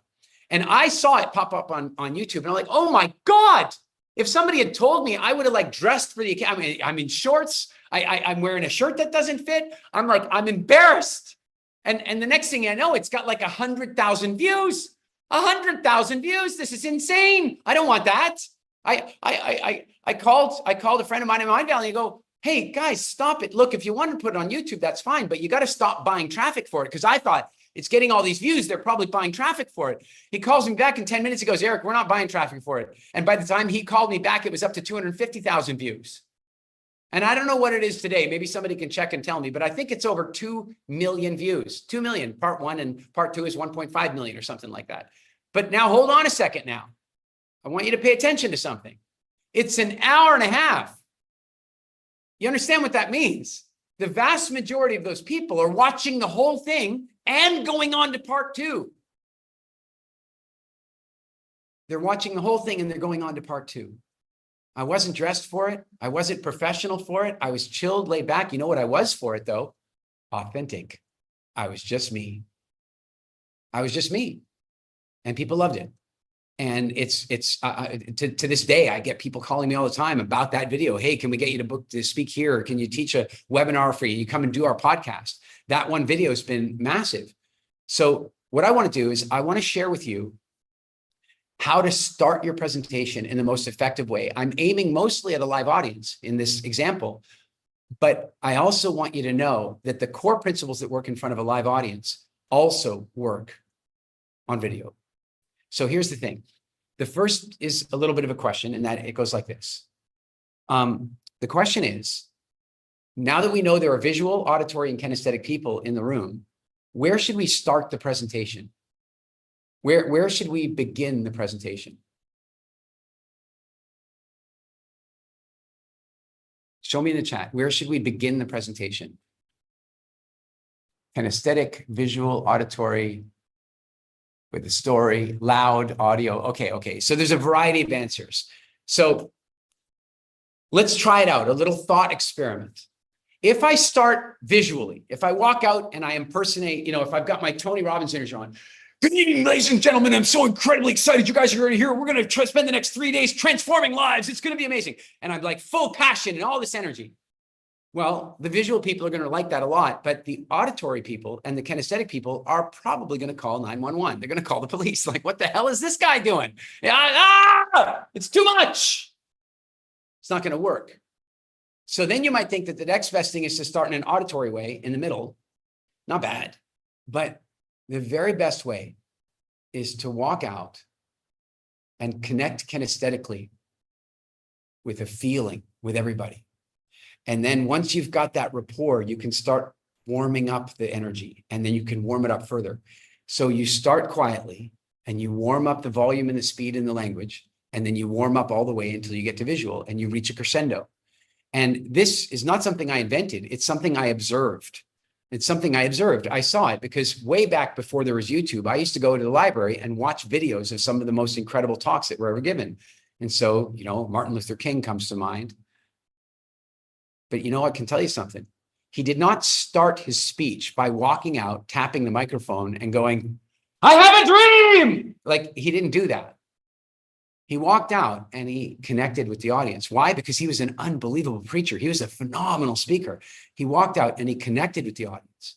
And then he started to share with them ideas of his dream. And he talked about the depth of his dream. And he talked about the vision that he held for little white kids and little black kids to be playing together on the street in perfect harmony without all this tension. And he built it and he built it and he built it and he built it. And then he said, "I have a dream." He earned the right. He earned the right to be powerful because he took that rapport and he built it all the way up. It's called the charisma pattern. And so when you're starting a presentation, it's really best to walk out, connect with the audience, sometimes without even saying anything at all. Just look around and get to know them a little bit for a second, and then start gently, and then warm up, and then take them on a journey. If you start your presentations like that, then you will keep engagement. You'll earn the right. Of course, there's a variety of more things that you can do, and I'll give you one more that's really powerful. It's called an icebreaker. An icebreaker is a way of introducing a little energy into your talk. It's like you tell a little story at the beginning of your talk. And if any of you guys have seen me speak live, maybe you've heard this one, but I'm going to give you this example just for fun. So I was speaking at a conference in Mexico the first time I did this. I've used the same story many times since, but I was in Mexico and I was with a bunch of friends and we're walking along and it was the cutest thing. I was walking along and all of a sudden this couple comes along and they recognized me from WildFit. They did, like, in the middle of Mexico. "Oh my God, it's Eric from WildFit." And you know, that was really sweet and stuff. And then as I went in to do the presentation, it reminded me of a story that I'd heard once. And so I decided to tell the story as a continuation. So I was like, yeah, and the couple came over and they said, "Oh, it's Eric from WildFit." It was really sweet. And then we walked on a little further. And then we saw a little dog, a little white dog, and very cute little thing. And it came running up, and, you know, it jumped up. And, you know, normally you don't like when dogs jump up on you, but he couldn't even reach your knees, this little thing, just a little thing. But he was also barking. But the weird thing about the barking was that he couldn't bark. Like, it was like there's something wrong with the dog. Like, I don't know if you've ever seen a dog lose its voice or get doggy laryngitis. You know, I don't know. And, you know, so, but whatever. And then this couple was coming along and the man was holding a leash. So I assumed it was his dog, their dog. And they came along and I was like, "Oh, what a cute little puppy. What a great little puppy. It's amazing. But what's going on with the voice? Is he sick? Is there something wrong?" And the woman, she got all uppity. She's like, "He's not sick. We had him debarked." "You what?" "We had him debarked." What is debarked? "We had his bark box removed. He was barking all the time, and it was just disruptive and noisy, and we had him debarked." Now, I love dogs. I have a special connection with dogs. Most dogs love me, and I'm quite good at training dogs. And I know that, you know, you can train your dog not to bark like that. And I am completely against the idea that you cut your dog open and remove its bark box. I mean, but you know, look, it's their dog, it's their life. But I'm not against stirring a little trouble here and there. I turn to the husband and I go, were you okay with this?" And he says, yeah, I didn't have anything to say about it." Yeah, he was debarked as well. And so now here the funny thing is, I start with that story. It's cute and fun, but it always gets a laugh. And it breaks the tension with the audience. And that is the moment that the audience will actually relax. Laughter is it's very much like the orgasm of the brain. It's like this pleasurable flooding of the brain. And so you've got these people sitting in the audience. And I really want you to think about this, especially for some of you who are nervous of public speaking. And I'm going to finish on that. And I'm going to talk about that in a minute. But for some of you who are nervous about public speaking, what I want you to think about is, should you be nervous of public speaking, or should the audience be nervous of being trapped in the audience? Now, let's just check that out. How many of you have been sitting at a conference and you're in the middle of a row and it's horrible and you wish you could leave, but you don't want to disrupt the situation and you lose like an hour of your life? Who's had that? Yeah. Yeah. Every audience is sitting there with a little fear. And by the way, how many of you have been to a conference where more than 70% of the speakers were bad quality? You've been to a conference where more than 70% of them were boring. Maybe the information was important and you had to push your way through it, but it was bad, right? There you go. It's the audience that should be nervous, not you. And so if you walk out and you use the charisma pattern and you drop a really great little icebreaker in there and you get them to laugh, they're going to sit back in their chair. They're going to let go of their phone and they're going to stay engaged with you. And so we call that the F15, the launch of your presentation. You run the charisma pattern and you drop in a little icebreaker and everything changes from then on. And one more magical thing happens. How many of you don't really consider yourselves super funny, but once you've got people laughing once, you become funny? Has anybody ever had that experience? You're not really that funny, but once you got them to laugh, it seems like you suddenly get brave and you're willing, there it is.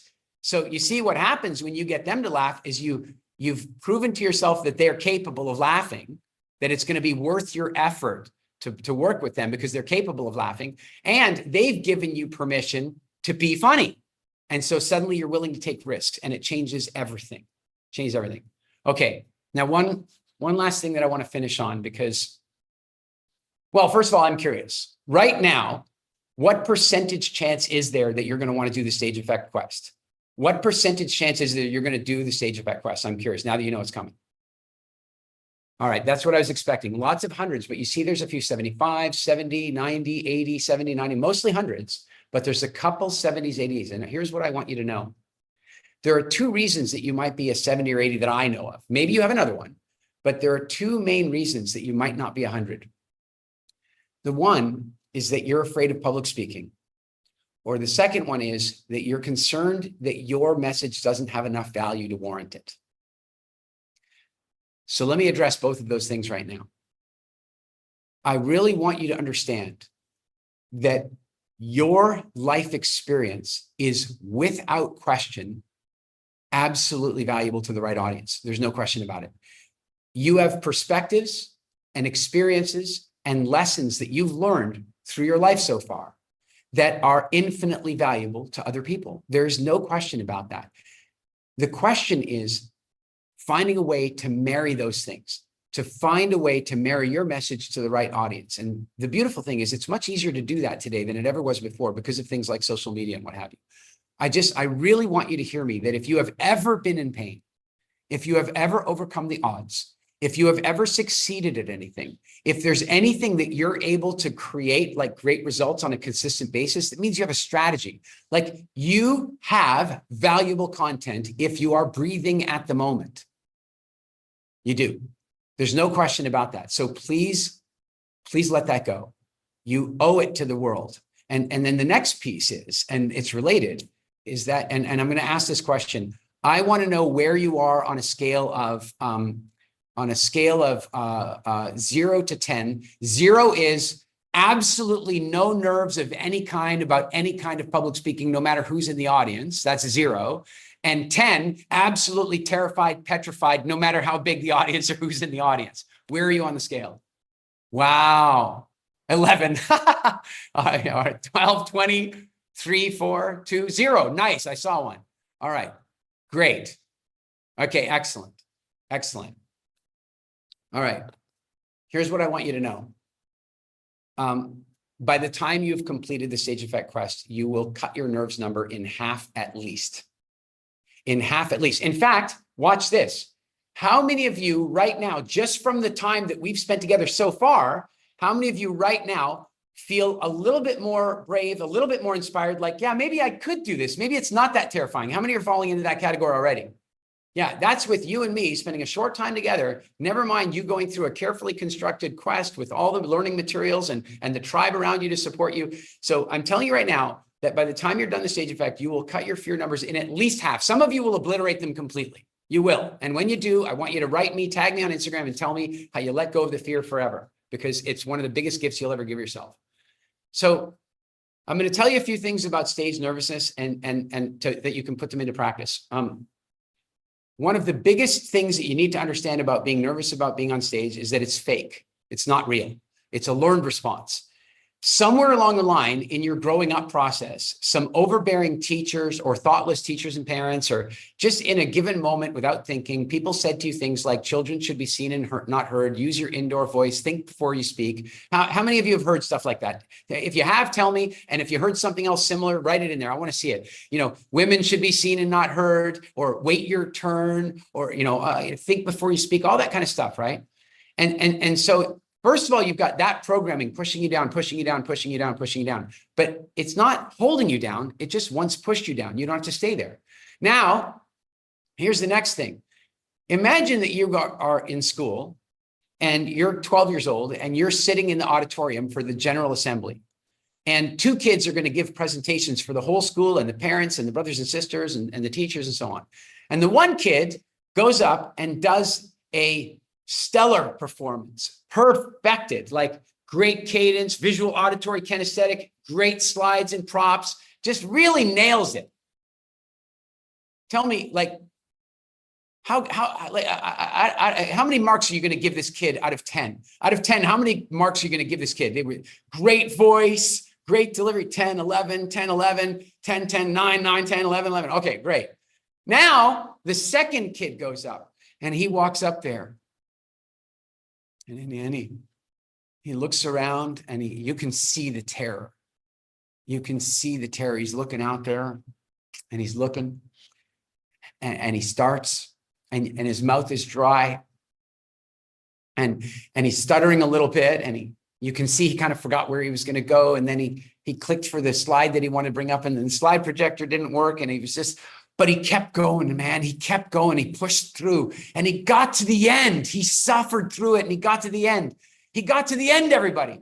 How many marks out of 10 are we giving this kid? 200, 20, 12, 20, 10, 10, 20. I didn't see any 200s for the other kid. I didn't see any 20s for the other kid. Why? Why are we giving this kid 200 points? Why are we giving this kid 20 points? I told you it was out of 10. Why are we doing that? And that's because we've all been conditioned to fall in love with and love the underdog. And so we tend to give 600 points, somebody just said, 500 points. We tend to give a lot more points if something looks really hard. By the way, husbands know this. Husbands know this, you see, and if wives could understand it, husbands and wives might get a little bit more functional communication. Here's an example. Husband goes to take the garbage outside, but he doesn't do it like voluntarily. His wife has to say, honey, take out the garbage. And he goes over and he lifts up the garbage. And what does he do? Is it really that heavy? No, but he's acting like it's heavy. So his wife will say, thank you, honey. Those bags look so heavy, right? We've all learned that if we make things look a little harder than they really are, we get more reward. And this is a fundamentally inauthentic approach to life, but we were all conditioned it for at least 12 years of school. And so many of you had to give presentations in school, and to get fake extra points, you acted nervous. And you started acting nervous for so long that one day you forgot that it was an act. Because nothing's actually going to happen to you up there. Ever. They don't throw tomatoes at the speakers anymore. They stopped doing that like 200 years ago. Nothing's going to happen. I want you to know something very, very important. And this here could be a game changer for you if you just hear me. Most emotional states are biochemically and physically distinct from each other. Anger looks, feels, and biochemically represents differently than sadness. Jealousy looks, feels, and is biochemically different than, say, joy, right? They're distinct. But excitement and nervousness are identical. They're the same. They are the same thing. They are the same thing. The only difference between them, the biochemistry is the same, the physiology is the same, the look on the face is the same. They're exactly the same. There's only one difference, and that is your expectation about the outcome. That's it. That's it. So if you're nervous, what that means is you're excited about something that you think is going to be shitty. That's the deal. And if you're excited, it means you're nervous about something that you think is going to be amazing. So I can tell you right now that there are two things that you can do to completely change your life around speaking. And I want you to start thinking about it now. And I want you to put it into practice as soon as you do the Stage Effect Quest. I want you to start putting it into practice immediately. And here it is. The first thing is you take deep breaths and visualize it going well before you walk up in front of the stage. That's it. You take deep, calming breaths, because I've seen you. I've seen it. I know how I was. Somebody goes, Eric, your turn for public speaking now. One sharp breath and no more breathing. Come on, who's done it? One sharp breath and no more breathing. This is not useful. This starves the brain of the oxygen, and then you get more stress. So deep, calm breathing, and you visualize it going well. I don't know who came up with this visualize the audience naked thing. Don't do that. I tried that once. Not a good, don't do that. Don't do that. Just visualize it going well and breathe deeply. And then one more thing. Please hear me about this. Never, ever, ever tell, demonstrate, admit, or show the audience that you're nervous. Never, ever do that. Now, I know somebody out there is getting ready to write on the chat, yeah, but Eric, you said we should be our authentic selves. And I'm authentically nervous, so I want to be authentically nervous in front of the audience. Nervousness is an inauthentic plea for sympathy. Stage nervousness is an inauthentic plea for sympathy. And here's the problem. If you go out there and you show your nervousness, you advertise your nervousness, if you do that, then when they give you a standing ovation, there's going to be a voice in the back of your head that's going to go, bullshit. It's not real. It's just sympathy. And when 100 people line up to come and talk to you, and you're going to go, every single one of them is going to say, oh yeah, that was really great. And you're going to know they just came to say that to you because you were in pain. But if you stand up and you walk out and you say, I am excited to be here. I am thrilled to be sharing with you today. Today, I am going to share a talk with you that I think many of you are going to remember for years to come. You're going to catch their attention. Your confidence is going to be attractive. And at the end, when they stand up for you and they thunderously clap, you are going to know that it was real. When they walk up to you afterward and they line up for your selfies and your autographs and they tell you that your talk was life-changing, you're going to know that it was real. And therefore, by your second or third authentically delivered non-nervous acting talk, you will be done with stage fright. And so I suggest that you immediately go find places to practice. You go out to Toastmasters and practice. You go to speakernation.com and find practice clubs. Go to places where you get to practice. And never, ever admit your nerves. You can feel them if you want, but don't ever admit them. Walk out there with confidence. Sure, you might not get as much praise. You might not get as much applause, but what you get will be genuine and real. It will not be watered down. It will be satisfying to your soul. So your action steps are very, very simple. And in a minute, I think Gotham's going to join me, but I'm going to give you some action steps here. First action step is start looking for Rembrandts. Start looking for your Rembrandts, your little life experiences. I was teaching a speaking academy event once, and this woman, she goes, I just don't know what to share with the world and blah, blah, blah. And then over lunch, I heard her talking to some of the other people, and she's from India.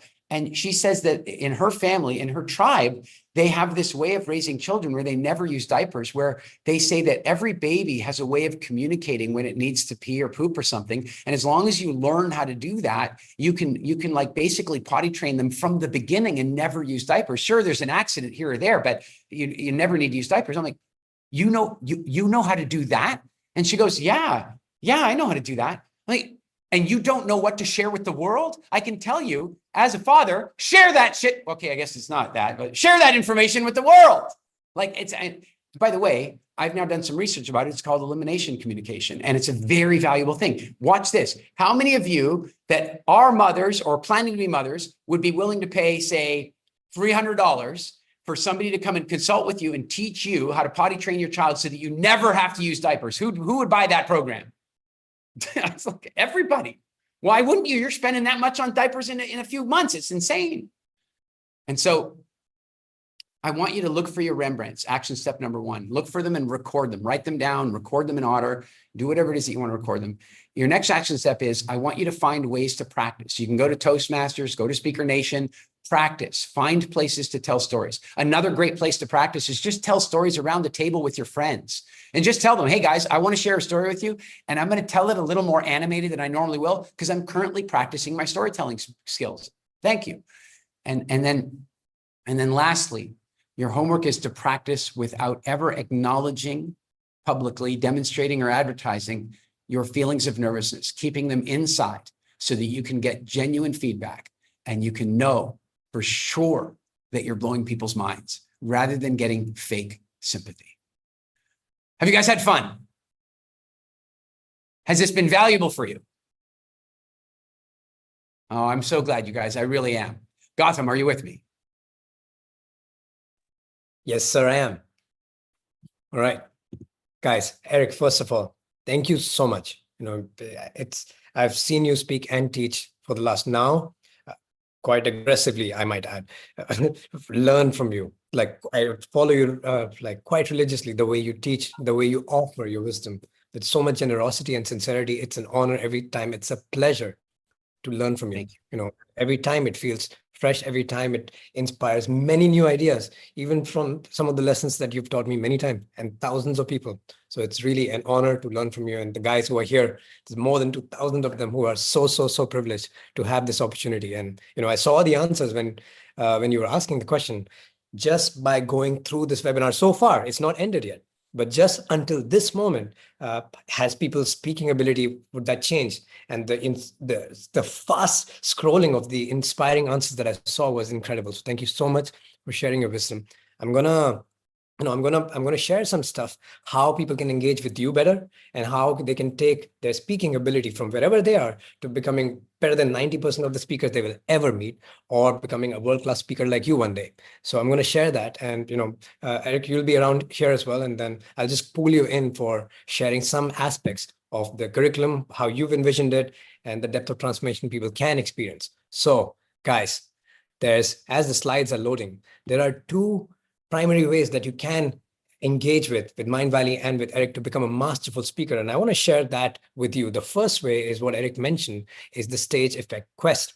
So if you can click on the next slide. That's already included in the Mindvalley membership. So if you are part of if you already have a Mindvalley membership, you have access to it already. I encourage you to go straight in, and all the benefits and all the the bonuses, everything is already included on your membership. And then there's another aspect, which is what I did 7 years ago, which is the Speaking Academy by Speaker Nation with Eric. It's 5 days. It's been so far, like, might I say, the most transformational program I've ever been a part of. And it's been incredible. So I'm going to share information about both of these things. So if you can click next. Yeah. So the stage effect is this Quest platform. It's free for Mindvalley members. It's pre-recorded coaching with Eric. It's self-guided. So you're going to be investing 20 minutes a day. And it's self-guided, and all the homework that Eric will give you, and in this inspiring way that he will offer it to you, it gets landed in your being already quite strongly.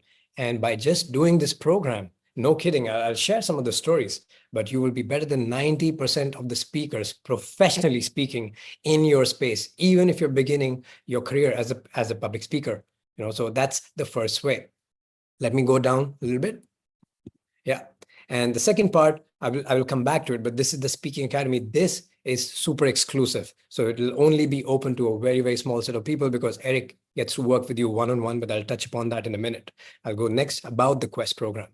Click next. Yeah. So this is a program that is on Mindvalley membership. If you have the access, you already have the access within your platforms on all devices, you can access it. Here's some statistics that might blow your mind. 90% of the students that have gone through this quest, they express they feel more confident on stage. 90%. 75% of people said that they feel that they are way better in their communication. And 85% said their delivery is significantly improved. And this is by looking at Eric self-guided program while sitting in your comfort of your home and applying all those practices that effortlessly become a part of your life. So this is significant. And what I'm going to do, great, yes. If you are interested, stick on. Eric, I'm going to ask you to just share a little bit of details about the curriculum and how you envisioned it so people get an idea of how they can, because it feels like a tall order. In 21 days, you can become better than 90% of the speakers that you'll ever meet. So I want to invite you in to just describe the curriculum. We'll have some slides also, which are divided into 3 to 4 phases. And then, would love to invite you in here. Sure. I'll start with sort of the organizing principle is that because I started as a terrified speaker or somebody who didn't even want to be a speaker, I was really forced to go a long climb. Like I really had to go. There was no, I don't know how to put it, but there was nobody out there that could just get me there. And so I started reading all the books that I could find. I started watching all the videos that I could find.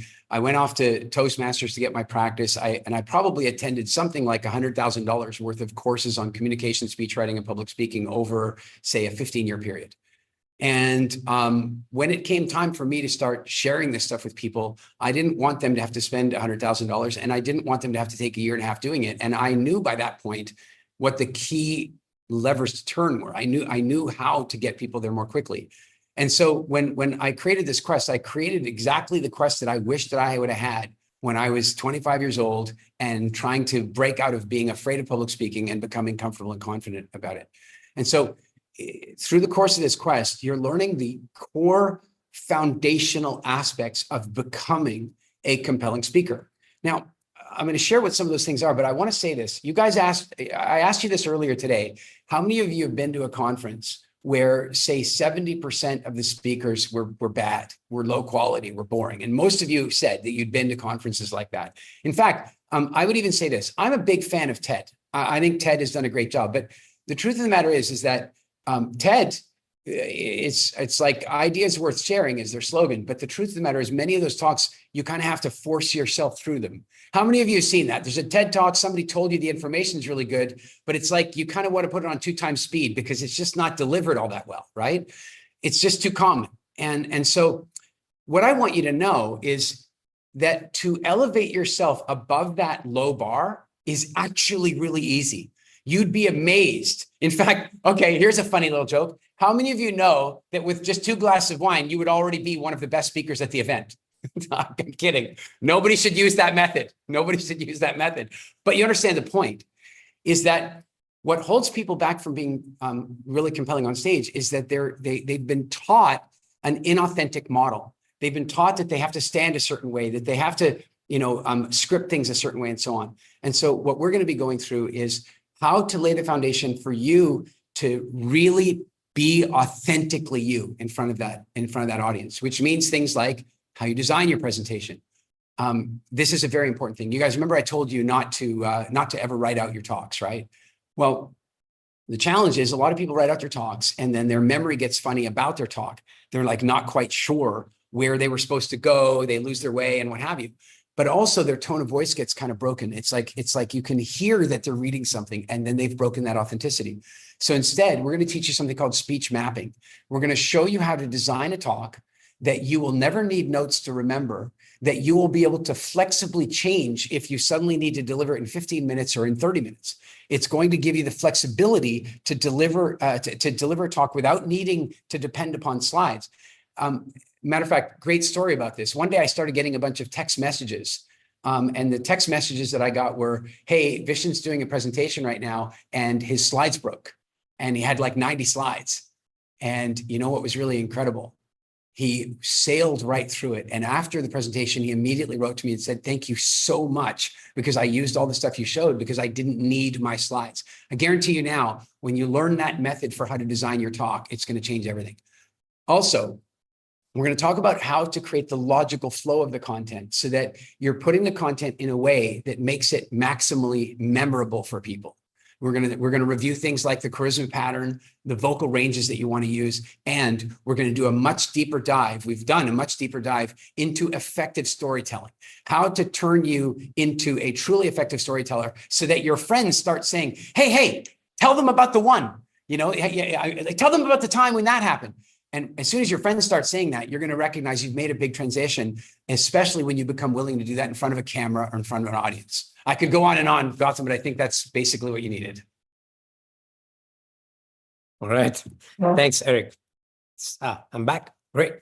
Yeah. And we'll just put the slides back on because I want to show some aspects of the program, because not only do you get this 21-day program right now, you also get some incredible bonuses. And this is the stuff, Eric, when I was learning from you, I didn't get these accesses. They were so incredible. I only got my hands on it once I got to spend like the one-on-one 5-day intensive with you. And this is super, super incredible. So there's going to be 2 bonuses. First is a speaker's state meditation. Eric, do you want to just touch upon a little bit? Like, what is the speaker state meditation? Yeah, this is so vital. This is so very important. And by the way, I'm a little scared to mention it because I know I've got a bunch of clients that are in the chat that have done the Speaking Academy with me, and they've never got this. This is brand new, but it's something that I've been doing for myself for many, many years as a speaker. So we talk about something called speaker state. And speaker state is that flow state that you need to enter into before you walk onto the stage, where you can trust yourself to say what needs to be said. It's almost like you've opened a channel and you know that the right information is going to pass through you and the structure you created for your talk. And that state is very similar to the state that Roger Federer has to get into before he plays a game, or before, Muhammad Ali got into before he went into a fight. It's this flow state. And so what this meditation is going to do is get you into that flow state and let you anchor that flow state in so that you can access it again whenever you need it. So you can use it the night before a presentation to remind you of that state, or you can even use it 10 minutes before your presentation to activate that flow state before you walk on stage. I am so, so excited to be sharing that with you guys. I think you're going to love it. Amazing. And there's another one. If you click on the next slide, which is pre-meet your audience meditation. Eric, can you touch a little bit upon that as well? I can. This has been one of our most requested, like people have been asking me for this for years because I do it live. I teach the concept at our live workshops, but I've never done a guided meditation on it. So pre-meeting the audience is something that I developed. It's sort of a marriage of some things that I learned from different disciplines, one of them being Hawaiian Huna. So in Huna, they teach this idea that you have this energetic connection with everybody else on the planet, or at least everybody else on the planet that you are, that you've had a connection with.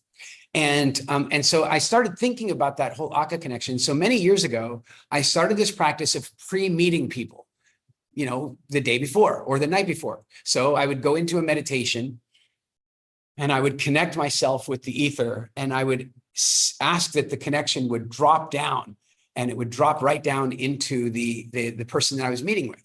And then I would communicate with them, and I would tell them that they could trust me, and I could tell them that we were going to have a great meeting. And it was so powerful, like so powerful. I'm going to give you an example of how powerful it is. I was getting ready to meet a senior director of a publicly traded company called Debenhams in the United Kingdom. Some of you guys know Debenhams, very prestigious department store. And we wanted to install brand new systems for them and maintain their systems for them and so on. And I was an underdog for sure. I was one of 3 bidders. The other 2 bidders were billion-dollar companies, and I was like a couple of million-dollar companies. So I was definitely the underdog. I did my pre-meeting meditation the night before. I drove all the way into London. I parked in the center of London, which itself was a miracle, but I pre-parked. That's another exercise that we can talk about another time. But I pre-paved myself a parking spot. I got my parking and I went in. When I walked into the building, now I want you to remember, this is the United Kingdom, England. People that are all warm and huggy. Oh, no, it's England. It's United Kingdom, right? I walked in, and a friend of mine was there who'd introduced me to the account. And, we shook hands and said hi and stuff. And then he walked me into the boardroom where this senior director of a publicly traded company that I'd never met before was. And he walked up to me and he gave me a hug. And I'm not sure who was more surprised, him or me. Like, I don't know what happened, but I had created such a strong connection that the minute I walked in the room, I was recognized. And so this meditation is going to show you how to do that with your audience so that when you walk onto the stage, even if you're not super famous yet, even if you're not super recognized yet, they're going to recognize you energetically because you pre-connected to the night before. You're going to love this. All right, Eric, thank you so much. What I want to share here is there's a couple of stories here as well of some of the students. And as someone who's watching this, pay attention to how far and wide the people come from around the world and share these things. One of them is by this lady, Isabella. She says that I'm preparing 2 talks right now in 2 cities for the upcoming week, and one of them is a first paid speaking event. This is after going through the stage effect quest and the things that you are sharing, Eric. This is incredible, the kind of stuff people can go through. And she's from Romania. And this next one is Faraz Ali. She's from Norway. And she says, only 5 days left until my TEDx stage appearance. I'm in an amazing state of mind, confident, calm, and ready to captivate my audience. This is incredible. The next one is Sophia. She talks about, and she's from Portugal. Inspired by Eric's teaching, I confidently delivered a 20-minute talk to business owners without tension or apprehension. I cannot tell you to what degree this resonates with me, especially when I, in my early days, right after when I had finished my presentation and my experience with you, Eric, the amount of time this narrative shows up over and over again from the next day for years later, it's profound. And then here's the next one. You see, this is Faraz Ali. These tools are, can you go back? Yeah. All right, Faraz Ali. Yeah, these tools are not just theoretical concepts. They are actionable strategies that one can seamlessly incorporate into their speaking. This is one of Eric's gift. The things that he speaks about, somehow, whether you like it or not, they get stuck to you. It's a good thing that he's sticking the right things, but you cannot shake them off. It's been 7 years. I've been trying my best. It doesn't go away from you. So this is some of the stuff that you will learn from Eric. And he's also from Norway. And there's one more testimonial that I want to read out to you. This is Andra, also from Romania. She says, I'm game changer for anyone looking to be an unforgettable speaker. This is the idea that Eric was speaking about. Like once you share something, people would come up to you weeks later, months later, sometimes years later, remembering the things that you shared with them and how deeply it has influenced you. So that's the stuff you can engage in right now. If you start the quest, the stage effect, and it's a 21-day quest. You can click next. You can already begin now. For Mindvalley members, it's already available to you. It's for 21 days, 20 minutes a day. That's your commitment to become better than 90% of the speakers professionally that you will ever come across. And it's profound. So I highly, highly encourage you to begin this quest right now. And if you click on the next slide, if you're not a Mindvalley member, this is where you can get started. We'll also put the link in the chat as well, or you can just scan this QR code and you can engage in Mindvalley membership. You get access to this quest and all the other quests by some of the most incredible teachers that Mindvalley brings together, that bring transformative teachings from mind, body, career, spirituality, relationships, all these domains. So if you want to jump on, get full access, this is the link. So we'll just put the link in the chat as well, give you about 30 seconds. And while you are enrolling for this, we want to touch upon something that, there's 2 aspects, as I mentioned, that you can engage in. One is to become better than 90% of the speakers you will ever come across. That's the stage effect. But there's the other thing, and I'm going to tell you, I'm not going to lie. When I heard it on the receiving end, that if you want to become a world-class speaker, 5 days with Eric will get you there. My first reaction was, yeah, for other people, not for me. And I want to share, I will also share my story, how it has deeply impacted me. But that's the Speaker Nation's Speaking Academy. This is the greatest transformative program that you could go through. If you are in a space that you want to, and you have the aspiration to become one of the best speakers in the world and transform the world, transform your community with your voice, with your messaging, with your unique self-expression, this might be interesting for you. So this is, if you click next, I want to share a little bit about this program. This is by Speaker Nation.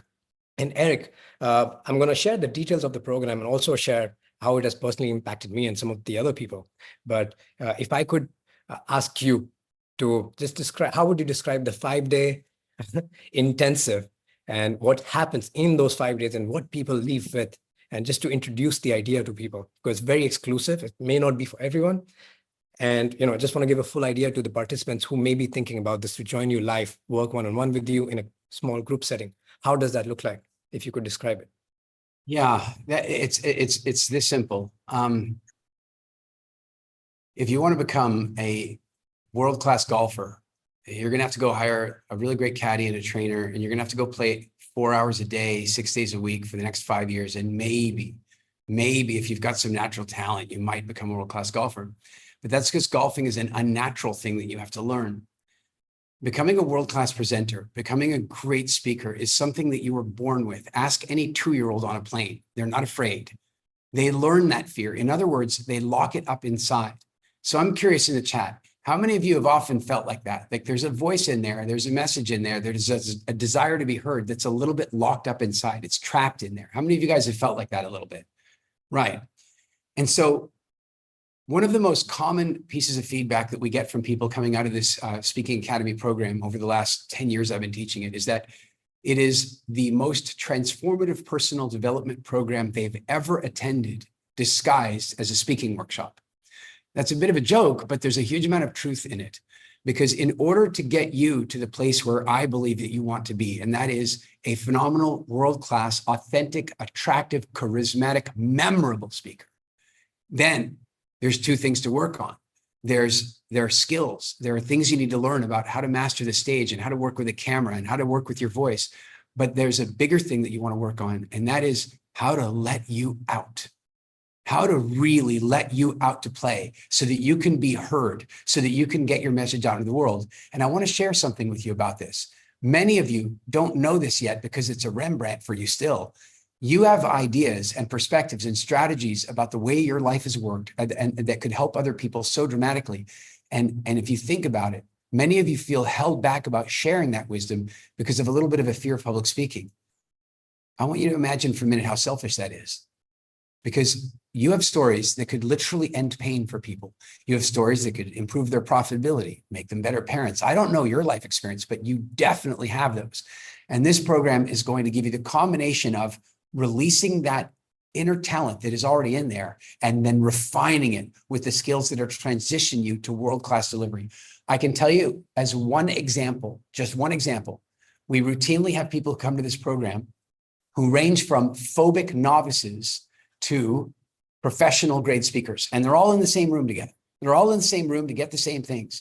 But what's always a miracle, what's always amazing is when there are people there on day one who are so afraid that if you hand the microphone to them, they start hyperventilating or often even crying. And by 3:47 on the 4th day of the event, you can drop a microphone in their lap. They will walk up on stage and they will deliver a world-class presentation. And I am not exaggerating. That is exactly what will happen. And it'll happen for you. Eric, this is so profound. Here's what happened. I'm currently in Costa Rica. And right now, by the way, for a full introduction, my name is Gautam Khetarpal. I run a transformational festival company in India. It's one of the coolest transformational festival companies. And today I get to, go around the world and share the messages that I'm deeply, deeply passionate about. I've given 2 TEDx talks. One of them has had over 5 million views.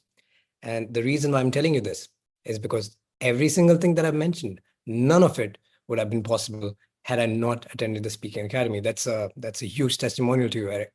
And that's why I keep sending people to Eric. I ask no affiliate code, nothing. I just tell him, just tell him that Gautam sent me. And the amount of time, and it's just my way of saying thank you to you. And the truth is, I did the Speaking Academy in June 2017. 1 week later, I finally had the courage to start my dream company. I called it Life Plugin. 3 months after that, I was invited to speak on TEDx for the first time. The talk got over 5 million views. 6 months later, I became one of the youngest speakers at a UNESCO conference with 3,000 people. And here's something I want to tell you about the compounding of these skills. 1 year later, I got invited to speak in the US somewhere for a 1-hour keynote speech that covered the fee for the entire workshop that I had done a year ago. And it's just been compounding. This is just the first year time frame. That has been profound. And some of the things that you mentioned here, ambitions, losing his slides, or becoming the most flexible speaker, getting rebooked over and over again. These things are, when Eric was speaking and teaching us this stuff, he said that, yeah, you will lose your slides, but you'll still become the most, you'll still become an unforgettable speaker. I went on that first TED stage very early on in my speaking career. I went on that stage and they lost my slides. And so I gave the presentation, my talk, the most important talk of my life that got over 5 million views, because, and they lost my slides. If you guys go through the video, you can see the slides are messed up behind. And then, Eric, you also mentioned, I remember it so clearly, that there will come a point where wherever you're going, people will start organizing their schedule just so that you can speak there. The universities have done that years later. I'm traveling there for 2 days. They saw it on social media, ended up creating a massive event just so that I can speak in 2 days. And currently I'm in Costa Rica. I was speaking at Esther Perel's, workshop, private retreat. And she is like one of the most incredible teachers I've had the pleasure to learn from. And I was teaching there, and naturally some of the big shots are there, people from all over the world in Blue Spirit, Costa Rica. And Esther was not there, right? It was in the middle of the retreat. I gave my talk and gave my workshop, and people started going up to Esther and saying, hey, how it deeply touched them. So the next day, Esther came to me and said, hey, Gautam, would you mind if I create more space in the schedule? I want to attend your workshop again. Could you do that again? This happened to me last week. And so I was not supposed to be here. I just finished another 1 week long event. And the only reason I said yes to Mindvalley team when they asked me to host this is because the depth of transformation I've experienced in my life, it's been incredible. So it's a big thank you to you. And if in any way I can invite people to get exposed to this idea, it's been absolutely life transformational. So I wanted to come here, say first thank you to you, and also give an opportunity to people to see the depth of transformation they can experience. And I want to introduce this program to you. Also, I would like to now invite Jackie Dumaine.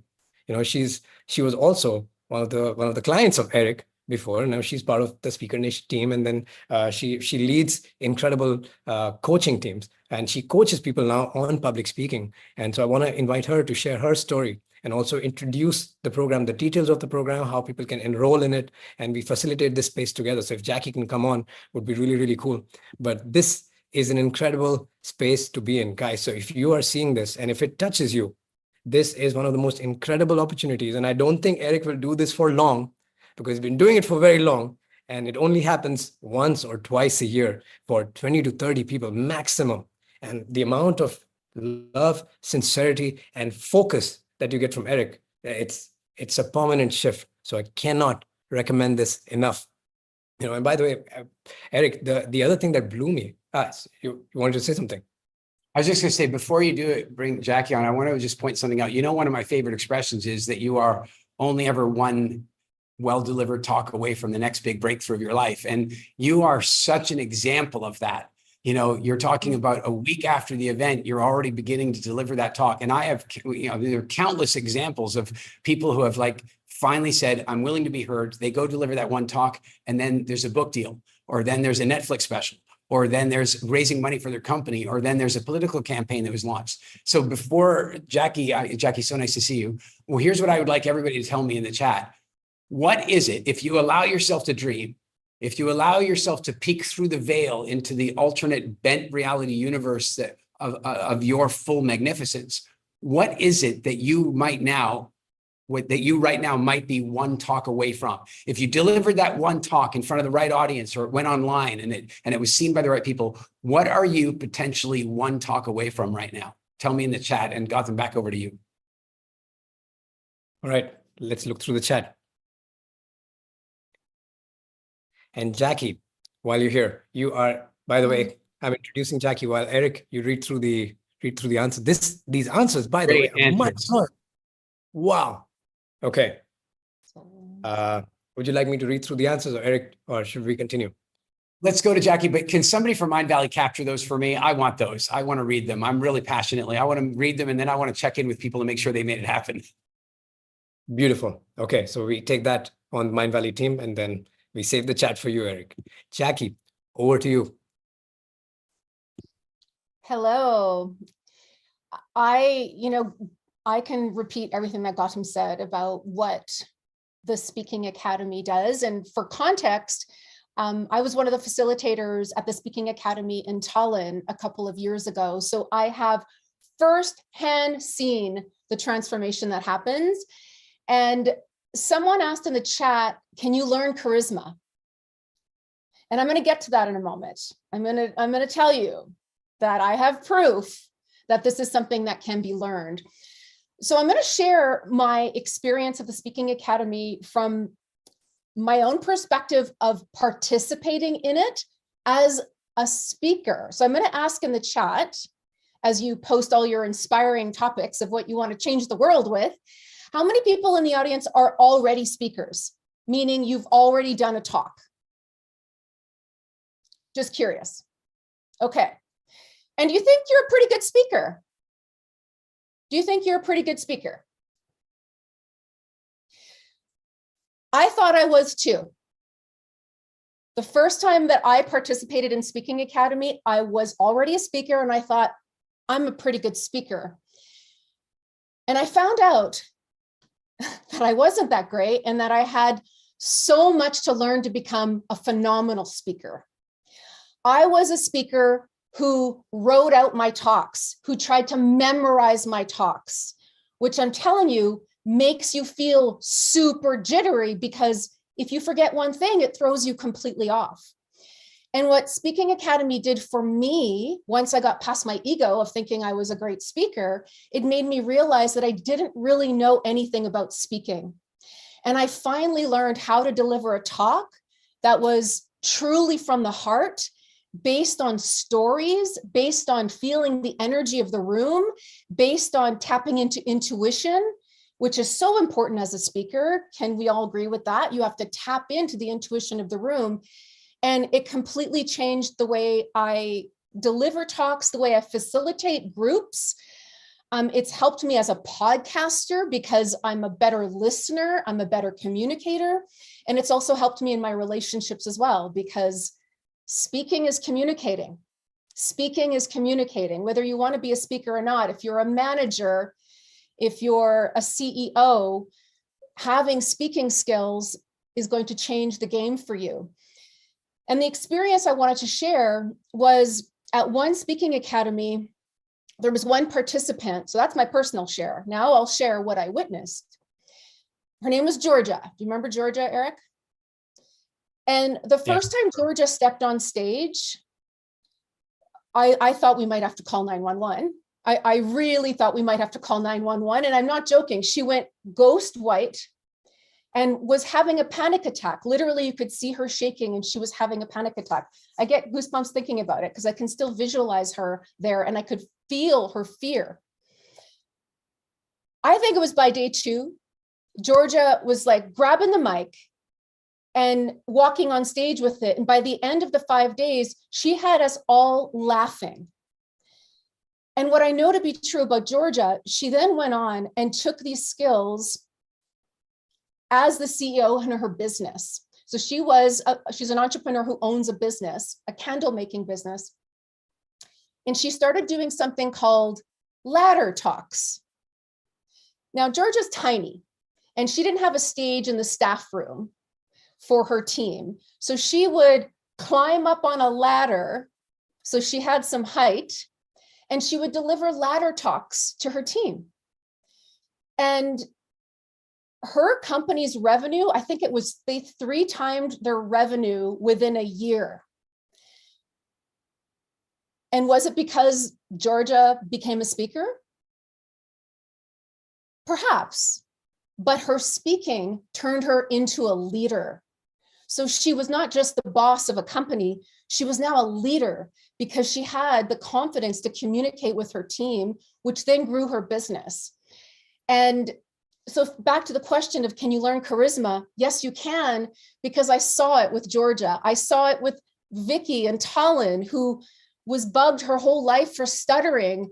And she would walk on stage and day 1 couldn't even look at us in the eyes, literally couldn't look at us in the eyes, would pace. Do you remember that, Eric? She would pace back and forth.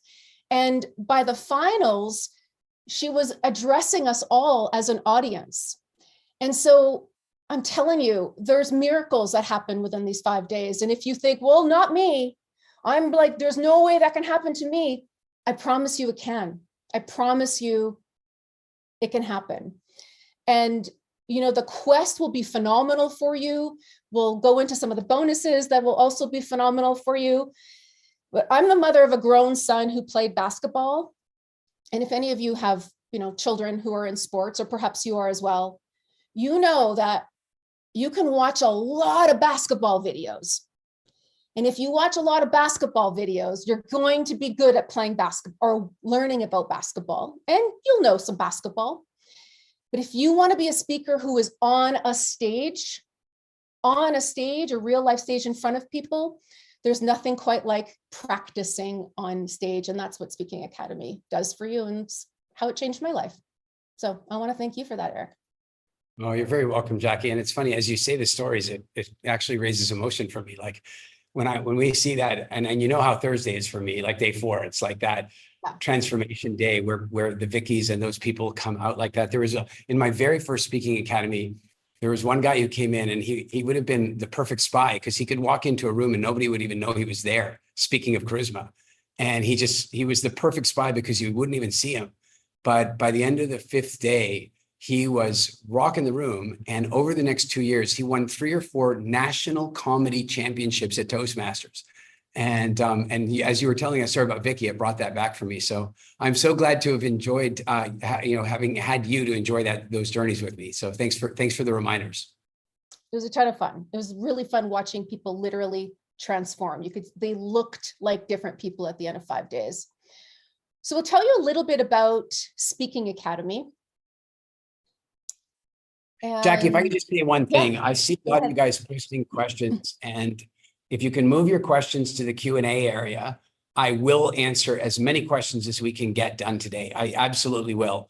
We'll take care of that. Sorry, Jackie, back over to you. Yeah, no problem. No problem. I'm just reading some of the chat as well here. So what is Speaking Academy? So it's your opportunity to spend 5 days with Eric in person. And I'm telling you, Eric is not, if you've ever been to an event where, you know, you're kind of sold that the celebrity will be there, and then you go to the event and they kind of pop in a little bit, and they're maybe there for an hour a day, and then they leave, and then they have some of their team doing the rest of the event. That's not the case here. Eric is extremely hands-on. He is there all day with you, sometimes all night, sometimes into the wee hours of the morning. But he is there and committed to your success. I have never, and I've been at doing events and transformational experiences for 25 years. I've never seen such a hands-on facilitator that is so committed to the success of the participants. You will, as I shared, witness and experience the power of speaking and delivering talks, and what you'll learn. So Eric, I'm going to kind of leave it, like, let you to share in your own words the broad spectrum appeal. Yeah, broad spectrum appeal. We've touched a little bit for Speaking Academy. Yeah.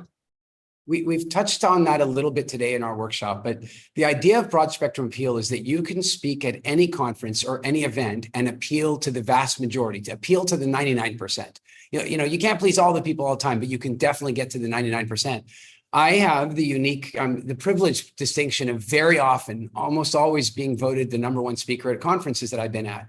And sometimes I'm at that conference to speak about a topic that's not even a match for the conference. I've been brought there for entertainment purposes and still managed to make that happen. And that's about broad spectrum appeal. So we'll be showing you how to design your talks so they're appealing to everybody, how to deliver your talks so that they're appealing to everybody. And that way, like, I'll give you a really great example. I got invited to go and speak at a women's conference. I was the only male speaker at this entire women's conference in Las Vegas. So I'm not immediately a natural match for this very feminine event, but I used all the things that we're going to talk about here in the broad spectrum appeal area, and it went unbelievably well. So again, you want the skill to be able to appeal to 99% of the audience, even if they're not immediately curious about or interested in your topic. And that's what broad spectrum appeal is all about. By the way, why do you want it? You want it because broad spectrum appeal is what gets you invited back again and again.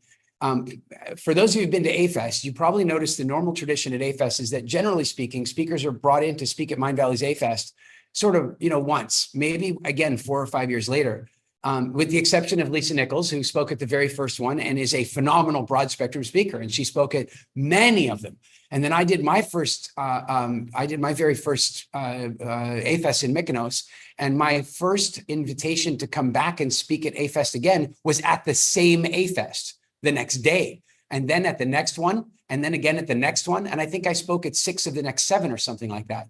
And that's that concept of broad spectrum appeal. It's what gets you booked and rebooked again. A big part of that, of course, is learning how to design powerful presentations. And there's an exercise that we're going to run you through where you will be empowered to be able to design a presentation on the back of a napkin and walk on stage and deliver it in 15 minutes. And I'll tell you why I developed this. I already mentioned to you, I was speaking at A-Fest. I did my first talk. Vishen came up to me that night and he said, Eric, we've had a complaint from the audience. I was like, holy, I want to know immediately what it was because I always am seeking to improve. No matter how good I feel I am, I always want to get better. So Vishen, tell me, what was the negative feedback? He goes, well, it wasn't negative feedback. It was a complaint. I go, okay, what was the complaint? He goes, the complaint was that we didn't give you enough time and that the audience felt they needed more. Could you do another presentation tomorrow? I'm like, I didn't prepare anything. Like a 20-minute presentation takes some effort. I didn't prepare anything, but I had a formula. And so I sat down, and by the way, it's not like I had all night to prepare it. We had a dinner, we had a speaker dinner, then we had a party to go to, and the party went on until 3 o'clock in the morning, and then I had to speak the next morning. So when was I going to design the damn thing? I used the exact system that you're going to become a pro at, and I designed it on a napkin, and I delivered it the next morning. And I can tell you that Vishen called me about 3 weeks later, and he says, Eric, I want to congratulate you. Your talk was the second highest rated talk of the entire A-Fest conference. And by the way, I can tell you, there were amazing speakers there at that event. And then I was trying to say thank you to him. And he said, wait. I go, okay, what? And he goes, your second talk, the bonus talk you did on the last day, that was the highest rated. You were 1 and 2. And I'm telling you right now, when you learn how to create a presentation like this, it means that you become the person that they jump to. One last quick story about that. I was in Miami at the Manifestation Summit. How many of you guys watched that online? Was that ever amazing? Maybe some of you there. Well, here's what happened. Some of you probably know a part of this story if you were watching online or if you were in Miami. But when Neil Donald Walsh was on stage, there was some problem with Zoom and the technology, and it just wasn't working. Now, I was not there at that event. You notice I was not speaking at that event. I was not there. I was there on vacation. My partner, Kirsty, was shooting the event, and I just came to say hi to her. And there I was at the event. And then Neil's sound goes off and it's not syncing up. And all these people are sitting in the audience and it's not working. I jump backstage. Vishen looks up at me. I look at him and I go, you want me to fill? And he goes, bam, go. And I put on a mic and I walked up on the stage and I stood there ready to go in case they couldn't get the sound to happen. Luckily, they managed to get Neil reconnected for the audience. But the point was I was ready and able to do it because I know how to design these presentations and it can be done in 30 seconds. And I want you to be able to do it too. Of course, Jackie, we're going to talk about storytelling. I mean, yes. By the way, what an interesting example. Did you guys like the Neil Donald Walsh story? Is that kind of cool? It's kind of a cool story, right? Guess what? Everything that happens to you is a great story. You just have to find where to put it. I've never told that story before. I've never used it before because it only happened about a week ago, but it fit exactly well in this situation. So what you're going to learn, what you're going to experience is how to catalog your stories so that you have an inventory of Rembrandts, not one Rembrandt, an inventory of Rembrandts. And then you're going to know how to pull the right one out at the right moment for the right memorable moment that you're trying to create. And you're going to be able to deliver it with deep authenticity from inside yourself, with real, genuine human charisma, because we're going to go through storytelling workshop after workshop after workshop, and you're going to be so talented within about 3 days. Can I add one thing to the storytelling, Eric? Yes. For those of you who use Instagram, Facebook, and LinkedIn, who use social media to promote your business or want to use it to promote your message, all of this is applicable to doing lives, to doing stories, to recording videos. everything you learn is applicable to all of this. And, you know, so really the whole world is your stage. You're going to get an opportunity to practice all these skills every day from your phone and really make an impact in your audience. Absolutely. This fourth thing at Speaking Academy, it is a total game changer. When you go and do a presentation, you generally have a main objective for doing that. You know, you're being paid to do it, or you're trying to sell something, you're trying to get votes or sell your book, or I don't know. Like, you usually have one main reason, and the average speaker walks on stage with one reason for being there. But by the way, how many of you have seen a speaker go on stage and their only goal seems to be to get to the end of the talk? Anybody been to that presentation? Like, it happens quite often that people are, you know, they've got that like one primary goal, or you've been and you've seen somebody speak who their only goal is, you know, one thing, to get you to buy their book or whatever. What you're going to learn is a system of strategic objectives that's going to help you to look at every single presentation you do with a mini business plan, so that you know exactly why you're giving the talk. There are too many examples for me to share with you right now, but here's one great example. I understand that every time that I walk on stage, I am capturing video and photography that might be useful for me on social media. It might be useful for me for demo reels and show reels. So as an example, because I know that one of my strategic objectives is to get good video and photography, I walk into the venue, I walk straight to the video crew. No other speaker does this. I've never seen it. I walk straight to the video crew and I ask them where their light windows are. I ask them where I can walk and stay well lit. I tell them that I'm likely to walk down into the audience because I like to connect with the audience. And I ask them where they will keep the light so that the video quality will stay good. Then I go over to the photographer and I say to the photographer, you cannot disturb me. I am undisturbable. You can stand in my face and take any picture you want. You can stand on stage behind me. You can flash me. I am completely undisturbable. And that gives the photographer the permission to get the best ever photographs ever. And so this is one little example of how I'm going to show you to make sure that every single time you walk on stage, you literally 10 to 20x the return that comes back to you. There's little ways to tell stories that get people to follow you. There's little ways to drop in information that makes people rebook you. And every one of those things is going to maximize your return on effort, so that every talk you do is not achieving just that one thing for you, but it's achieving 20 things.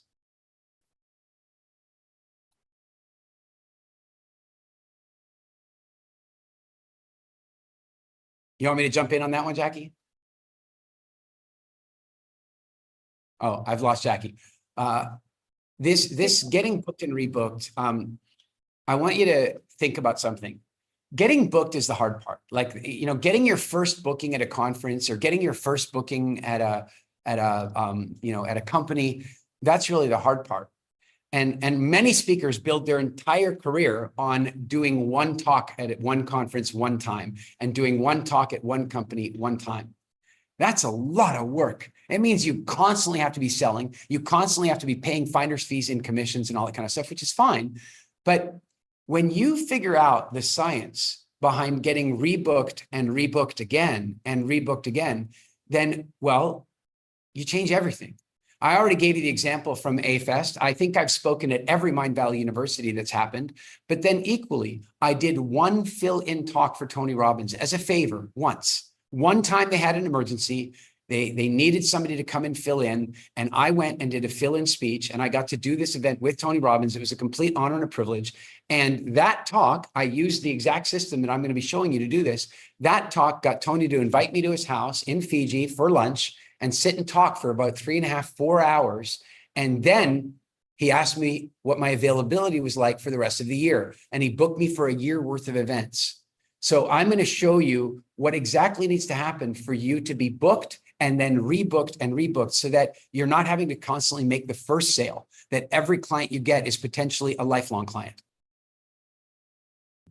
And that's the snowball effect. Once you get booked once, it really can be a snowball effect of continuing to get booked. So you got to be prepared and always say yes. Always say yes. Magnetic attraction. You know, we touched on this in the workshop, and magnetic attraction is a very, very powerful thing. it's so powerful that it can almost be dangerous. Once you become a speaker, like, you know, a world-class speaker, not just a speaker, but like a world-class speaker, and people start like recognizing you in airports and what have you, it can become so powerful that you have people that follow you more closely than you might even like. Like, it's such a powerful force.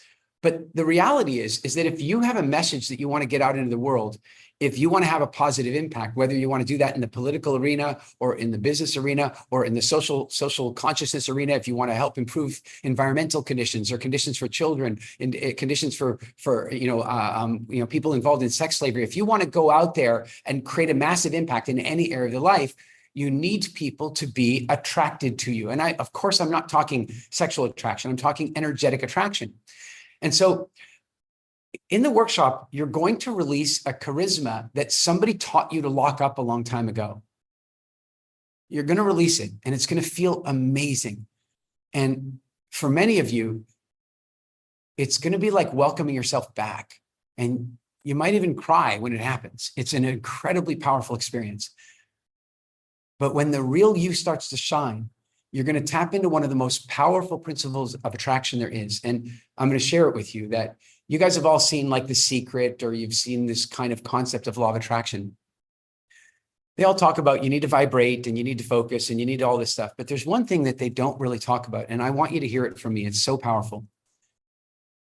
When you are authentically, passionately enjoying yourself, you are fundamentally attractive. When you are authentically, passionately enjoying yourself, people want to join you. They want to follow you. They want to engage with you. They want to buy from you. They want to invest in you. They want to invest with you.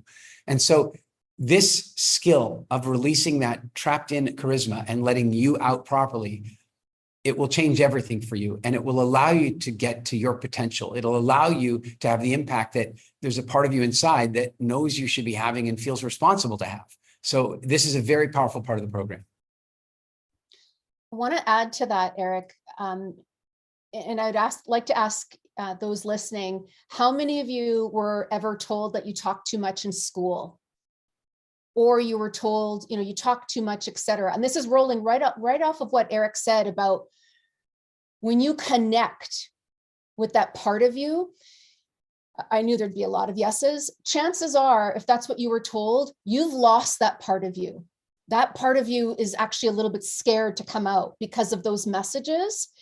And when you learn to tap into that magnetic attraction again, that part of you that liked to share your voice, that wanted to share your voice and your own personal expression comes back. And that's the part that rolls into instant engagement here. It makes you unforgettable. Yeah, it really does. It really does. This is a really big one. And it's a really important thing to understand. There is no more powerful money multiplier than speaking. There isn't. I don't care. Like I'm telling you right now, nothing has the power to increase your market value, your profit potential, your attraction to money than becoming a great presenter. And I don't care if you're an orthopedic surgeon or you're a life coach or you're a massage therapist or a school teacher. Nothing has a greater impact on your capacity for increasing your attraction on money than becoming a great speaker. And that's because for millions of years, the members of our tribes that had the greatest power and influence were the ones that were great speakers, that were great storytellers. And so our DNA is attracted to that in a really powerful way. So let's imagine that you're an orthopedic surgeon and you're afraid of public speaking. Well, you probably make a good living. You're an orthopedic surgeon after all, and you're kind of in demand. But what if one day you get over yourself and you recognize that you have phenomenal stories to tell?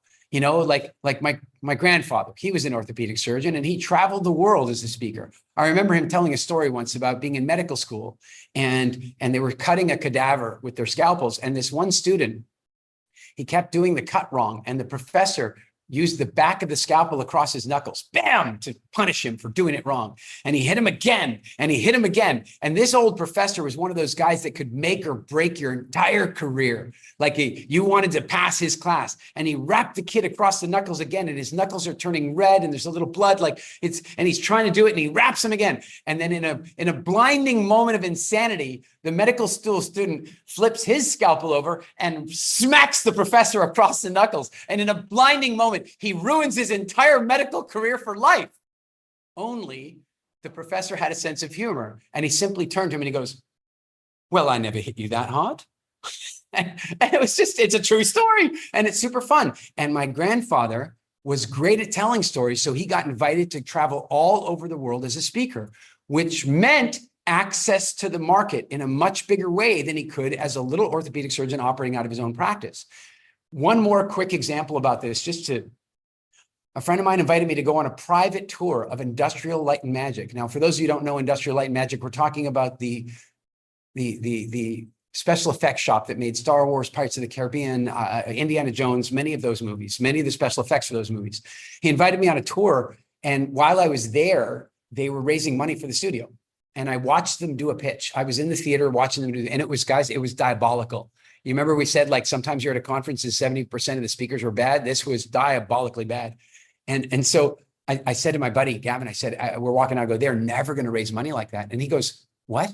I go, "They're never going to raise money like that. It's never going to work." He goes, "Well, what would you do differently?" I'm like, this. And he goes, "Well, would you tell the studio owners about that?" It's like, "No, I won't. I'm on a tour. I'm not doing that." Cut two, he talks me into going to the boardroom, and I'm sitting in this boardroom where God knows what movies have been designed in here. And I'm looking at the studio owners, and Gavin says, "Eric, tell the boys here what you said about the presentation." And I said, "Well, it could have been better. It could have been better." And they asked me how it could have been better. And I started telling them ways it could have been better. And then one of the guys goes, "Well, we've got a group of investors coming in this afternoon. Would you mind doing the pitch for us?" What? I am totally on a tour. Like I'm on a tour. This must be a gag. This can't be real. It was totally real. The next thing you know, I'm not kidding you guys. This is an absolutely true story. I'm standing in the George Lucas Theater, looking up at a group of investors, doing a presentation for a studio that I walked into for the first time 6 hours ago. It was mind blowing. I did the presentation. And at the end, the investors are asking questions. And I knew some of the answers just because I paid attention in the first presentation. And then the lead investor, he goes, "Eric, if we do invest in the studio, will you be staying on to manage the studio?" What? I'm on a tour. Like, this really happened. And of course I said, "No, I'm not staying on to manage and I left. And I'm not kidding you. About a week and a half later, the partners called me and asked me if I was interested in coming in to acquire the studio, and I did. And I ended up working on Avatar and Pirates of the Caribbean and doing the most incredible movie projects, amazing. And what I want you to know is that when you open the door to speaking, there are countless ways to make it pay you financially. You can get speaking fees, you can earn commissions, you can get finder's fees, affiliate fees, you can also get consulting jobs. And so a big part of the Speaking Academy is going to be to explore the monetization path for your speaking career. It's going to be powerful.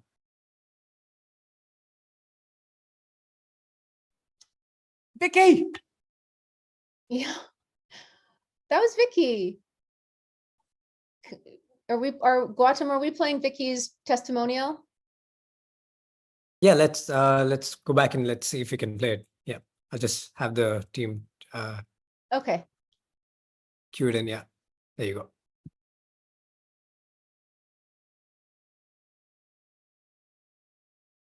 No sound on my side.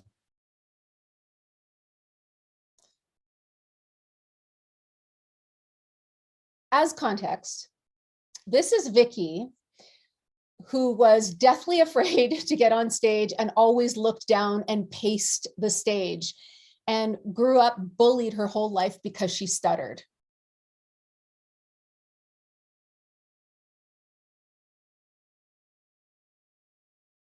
Yeah, let's pass it. It's not working. Okay.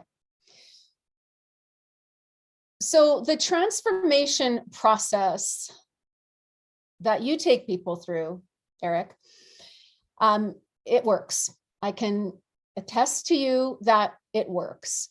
And so if you are looking for not only becoming a speaker, whether you've never spoken before and you're like Vicky or like Georgia and you're deathly afraid of going on stage, the transformation process works. If you're already an existing speaker and you think you're a great speaker and you want to be a phenomenal speaker, the transformation process is the same, and it still works on a new level. Like your skills just developed. And that's what I thought was so phenomenal, is that you have speakers of different capacities in the room together, live, spending 5 days together, learning from each other. And in fact, the seasoned speakers learn from the new speakers and vice versa, because you go back to that beginner mentality, which is so amazing to see. So I've had some people ask about the dates. When is this? And I've actually saw people ask, is this in person? It is absolutely in person. You are there in real time. You are in the Speaking Academy bubble for 5 days, and it really is a bubble. You want to tell your family and friends that you are going to be in the Speaking Academy bubble from June 9th to 13th in Toronto, Canada, and November 6th to 10th in Tallinn, Estonia. And if anyone from Canada or North America here on the call listening to this, if you're in Canada, you might be tempted to go to the Canadian one. I would actually do both. But if for some reason those dates don't work for you, Tallinn is incredible. Tallinn is beautiful. And for those of you that are in Europe, Toronto is amazing in June as well. So you can't go wrong. These are both phenomenal locations with plenty to do and plenty to see if you add a couple days on. So great locations. The time commitment. What kind of time commitment is it? 5 full days, and they are full 10-hour days, okay? Very full 10-hour days that fly by. I can tell you, they fly by. And how does this training work? Well, as I shared, you get 5 days of training with Eric. Eric went through all the points already of the magnetic attraction, everything that you're going to learn there, and then some. And being a part of a community, I mean, you guys are all in Mindvalley here, right? Many of you are Mindvalley members already. You know the value of being part of a community. And one thing that I've witnessed, because I'm still part of the WhatsApp group from the Speaking Academy in Tallinn, you make friends for life. They have gone on to do Oxford Talks together. Some are doing TED Talks. They're encouraging each other all the time. They're still posting 2 years later, their updates on their speaking gigs that they're getting, requesting feedback on their talks 2 years later, which I think is so incredibly phenomenal. And it shows just how tight that community is built in 5 days. What do you get? Of course, 5 days of full training. You get access to the Speaker Nation exclusive community, which again is a community of people who all have the common goal of using their voice to create an impact in the world. You are going to get a bonus, which is a huge, huge bonus. And it's to the One Talk workshop, where for those of you who want to craft your talk, right? That signature talk, and learn how to use it to go on to sell books, or perhaps you want to create a talk that's going to help you with a fundraiser or some kind of philanthropic endeavor. You're going to learn how to put together your talk in 3 days. And this is done online, and that's given to you as a bonus with your Speaking Academy ticket. Jackie, can I just jump in? I just want to jump in. Go ahead. I want to say this, it's really important. Guys, this is a Mindvalley only thing. This is not what we offer the public outside.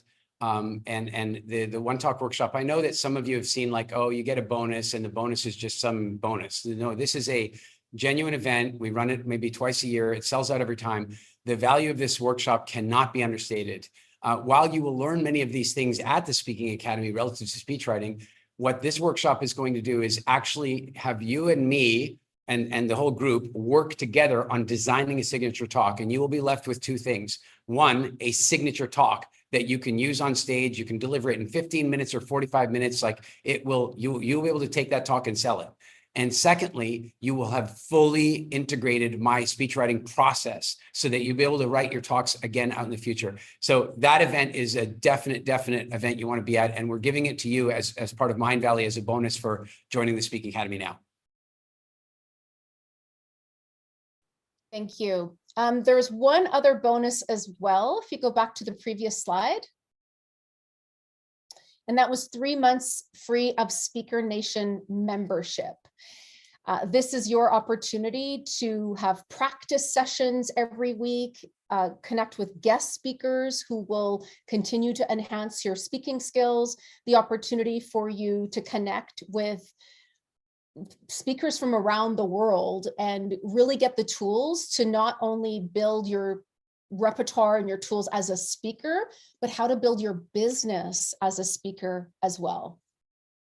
And I did see a question that if Speaking Academy is for English if English is your second or third language, yes, absolutely. Absolutely. Yeah, in fact, I have I've only done Speaking Academy in North America once before. All of them have done in Europe, and there's never less than 5, 6, 7 countries represented in the room.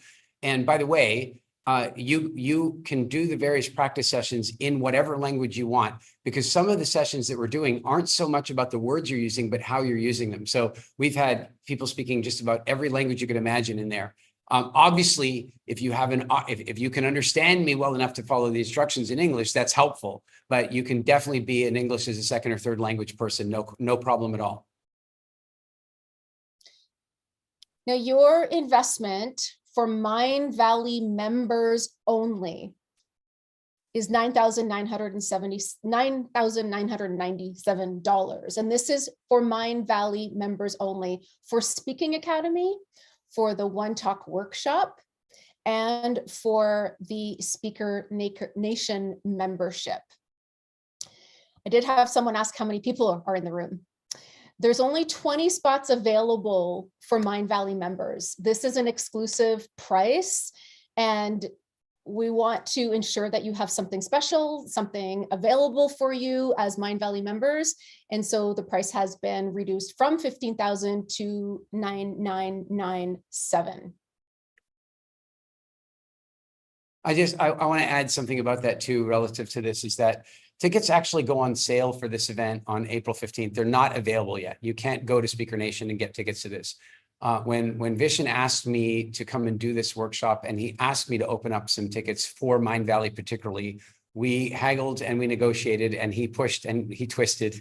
And so we created these spots specifically for Mindvalley. So the event tickets won't officially go on sale until April 15th, but you here as part of the Mindvalley community get access to early bird tickets, and you get them at a discount that isn't offered to the public, and you get the One Talk workshop as a bonus for that. So this is a very special Mindvalley thing. I'm asking you, please do not take the URL that we are sharing with you and post it anywhere. We like, this is for you guys that are here with me now, or the people that are, that are in the Mindvalley community. So I just want to be really clear about that. Thank you. Okay, the slides are moving very quickly. Do we have any questions? Those slides just went through the bonuses again for the One Talk workshop, which is designing your talk, not writing it out. You're not like writing a speech that you're going to rehearse on stage. You're designing and crafting. And once you have the framework to design your signature talk, you can go on to create many signature talks. Okay, some of the questions. We've shared the dates already. So June 9th to the 13th in Toronto, November 6th to the 10th in Tallinn, Estonia. Again, how many hours per day? About 10 hours a day. It's a full day with Eric and the entire community.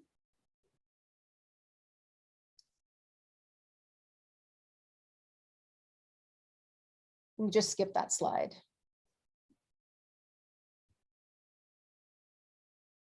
Now, for those of you who might be wondering where you stay, accommodations will be released later once they're confirmed. But if you know Toronto and you know Tallinn, there's several locations where you can find great accommodations. Yeah, once you get yourself registered, we will be getting in touch with you with all the details, advice on venues, all that kind of stuff. So we'll support you in making sure that you get those things taken care of. Absolutely. And can you transfer your spot to someone else? So life happens, right? Can we all agree that sometimes life just happens? So yes, if you secure a ticket for yourself, you will be able to transfer this to another person. Just get a hold of the Speaking Academy team and they'll be able to support you. Can I bring along a spouse or family member? This is a great question. If they are participating, they would need to have their own ticket, of course. Can you bring a friend or family member or spouse with you to the event? Absolutely. However, you may want to let them know that you are going to be busy during the time of the training. But wow, you're going to have someone there to witness your transformation and celebrate your transformation. And how powerful is that going to be? Yeah, I can tell you, we've had some husbands and wives come and do the event together, and it's really fascinating. And I'll tell you that it adds a layer of challenge, but it's a layer of challenge you want, because the last thing you want to do is go through this whole process and then you go to do an event and then your wife's in the audience and you haven't dealt with that. So it's actually really cool when husbands and wives, and we've even had parents and their kids come. So yeah, family is definitely welcome. All right, we have the comeback of the QR code. And so if you would like to learn more about this opportunity to spend 5 days with Eric, learning and enhancing your speaking capabilities, of course, point your phone to the screen here and you'll get all the details and be sent directly to that link. If I may add, there's payment plans. If you go through to the link, it'll offer you the payment plans right on that page. So just go to the link and you can see the payment plans there. And the link should take you to either event. If I understand correctly, the link should show you the page for either event. Yeah, it should show you for either event. But if you register now and it puts you in the wrong event, don't worry, we'll reassign it for you. Everything will be fine. Mm-hmm. Eric and Jackie, I also want to mention there's something specific that I only saw you, Eric, propose it, and it blows my mind. And anyone who's in the transformational teaching space, the guarantee of this event is something unheard of. And when I heard Eric, when I saw you do that 7 years ago, I said, nah, like, what are you doing? And this is what Eric, when I first saw him, this is what he said. He said, hey, you can go through this entire program, day 1, day 2, day 3, day 4, day 5, all of it. And if by the end of the day, if you don't feel that your life has permanently shifted, you can ask for a total refund. And as I understand it, it's been 12 years you've been doing it, not a single refund. That's the depth of commitment that he shows up with, the whole team shows up with. And, not a single person I've ever met, not a single attendee that I've ever met who's ever said anything except like a life transformation story from this experience. So if this is available to you, there will never be a better opportunity for you to participate. And it has literally no risk, absolutely no risk. You can go through the entire program and then decide. So I would highly, highly encourage you guys. We'll post the link. It's already there in the chat. And you'll also, we'll put the QR code as well. And, we'll take a few questions, Eric. Yeah, let's do the Q&A. 10 minutes. I put some questions together that people were putting in the chat. One is very interesting. It is about the limited time. Do you have, Sherry asked this question, do you have any recommendations on tackling a 10-minute presentation about a certain topic? How can I tell a story if it's time limited? What do you have to say about that, Eric? That's a very interesting thing about the Speaking Academy is that we really work hard on perfecting what we call the 3-minute story. And the ability to be able to tell an engaging minute in 3 minutes. And Gautam and Jackie, you guys will both remember that probably you had the same reaction as many other people. And it was like this. It was like 3 minutes. That's not long enough. And yet other people have the reaction of 3 minutes is an eternity. And what happens over the course of the program is that you begin to recognize that once you've understood how to do 3 minutes, you can do any time frame, 10 minutes, 3 hours. The key is, you see, if I spent 5 days teaching you how to do a 1-hour keynote, and then somebody said, could you do a 20-minute talk? You'd be lost. But if I lock you in so that you fully understand how to deliver a 3-minute story really powerfully, then you now can do a presentation of any length with very high level of engagement and interest. And your talks become very flexible, because if suddenly the announcer, if suddenly the showrunner or what have you, the producer says, hey, could you fill an extra 10 minutes? You know exactly how to do that. And the average speaker can't do that. They don't have that skill. You will have that skill. Thanks, Eric. There's an anonymous question. Will the stage effect or these trainings, both of them, help me in interpersonal communication in relationship to speak up with my needs and resolve conflicts? Without question. And that's one of the biggest side effects. By the way, check this out. For those of you who have done WildFit, I'm just curious, for those of you who did WildFit and you learned about your internal dialogue about food and all that kind of stuff, how many of you found that going through that process made you generally a better communicator with yourself about other things? Like it made you better communicating with yourself about procrastination, work, fitness. It made you better at communicating generally. So, and you'll see, people are definitely confirming that. And so what's going to happen is that as you become comfortable with your own voice, you're going to be in that situation where you have the difficult conversation that needs to happen. You're going to be willing to have it. You will no longer walk away and go, oh, I wish I would have said this, because you're going to have that like speech engine ready to go. This will not only help you in front of 1,000 people or 100 people or 10 people, but it'll help you in front of one person, or for that matter, a camera. Mm-hmm. Amazing. There's 2 technical questions. One by Nancy. So we have 11 hours to for the 9997 program. No, it's actually 10 to 11. Some days people volunteer even way more hours every single day for 5 days. So it's a deep, intensive program with It's no a other very commitment. intensive. And I would say this, get yourself registered. And like, let's say you've never been to Thailand before. Do not contact your friends in Thailand and say, hey, I can have dinner with you one night, because you're going to be very involved in the program and doing practice and working with your team. You really think of it as like an intensive retreat. We're going to be together for 5 days, and it's going to be amazing. Amazing. Thank you, Eric. And how often do the 3 payments get paid? In the payments plan, people are interested. Let me see here. There's the options that I understand is there's obviously the single payment, then there's a 2 payment option, and there's a 3 payment option. I don't know the schedule, but I think if they go to the registration, it's listed right there. Got it. I'll get the answer, come back to this question in the end. Okay. The next one. Second. Eric, how do you use storytelling in a training talking about technical procedures in healthcare? This was from Natalie. Oh, I mean, let me give you a great example. Imagine that you're the chief financial officer of a company and you have to give the shareholder report. You're going to be like, here's how they normally do it. Well, ladies and gentlemen, this morning I received the numbers from the accounting firm, and where we projected 18% growth on the quarter, I'm very pleased to announce that we actually achieved 21%, right? Like technical, boring, rubbish communication.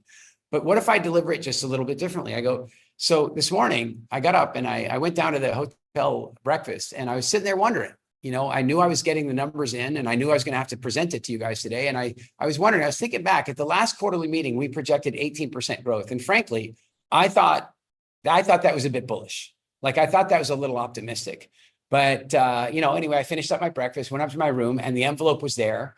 And I opened it up and I took a look, and I'm going to say I was shocked. I mean, we had projected 18%. I thought that was aggressive. And congratulations, everybody. We actually achieved 21%. So you see, I just turned it into a story. The second way is memorable. The second way is engaging. The second way is interesting. So the same thing, if you're talking about, say, technical medical stuff, you want to figure out a way to storify it. If you turn it into an experience, it'll become memorable. If you turn it into a lecture, it becomes forgettable. Amazing. Do we have time for one more question, Eric? Keep going. I'm fine. Right. Okay. So Tsui. Hey, hang on. I just saw one. I saw one I like. Here's the one. It's if you're talking about something that is controversial, how do you get past the fear of not being welcomed, saying something stupid is perceived by the audience? Stephen, I think, said that. I'm going to tell you that you have to judge every audience for who they are and what velocity they're at relative to your content. So you want to be you really want to be mindful of who it is that you're addressing. You want to be mindful of that. And you want to be mindful of the rapport that you have with them. So, for example, if I'm doing like a large scale event for some business that I've like, I did an event in Germany about a year and a half ago for 10,000 people. So I've never spoken for that audience before. So I want to be a little gentle if I'm going to bring up something controversial. But as it turned out in that talk, I did want to bring up something controversial. I was speaking about one of my books called The Evolution Gap, and I was talking about how racism is like an evolved response, and we have to bring our consciousness to stop that evolved response. And this is an important distinction because really, different people used to be very scary. They used to be very dangerous. And in some cases now, you might still feel they are that way.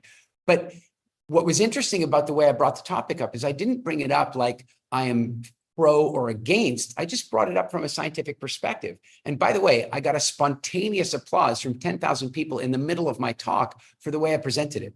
So you want to figure out who your audience is and figure out what you think you can share with them. And then typically don't share things from a hard, fast position, share things from an exploratory position. And I'll give you one principle. And we do a really powerful exercise on this during the Speaking Academy. It's game changing, it's life changing.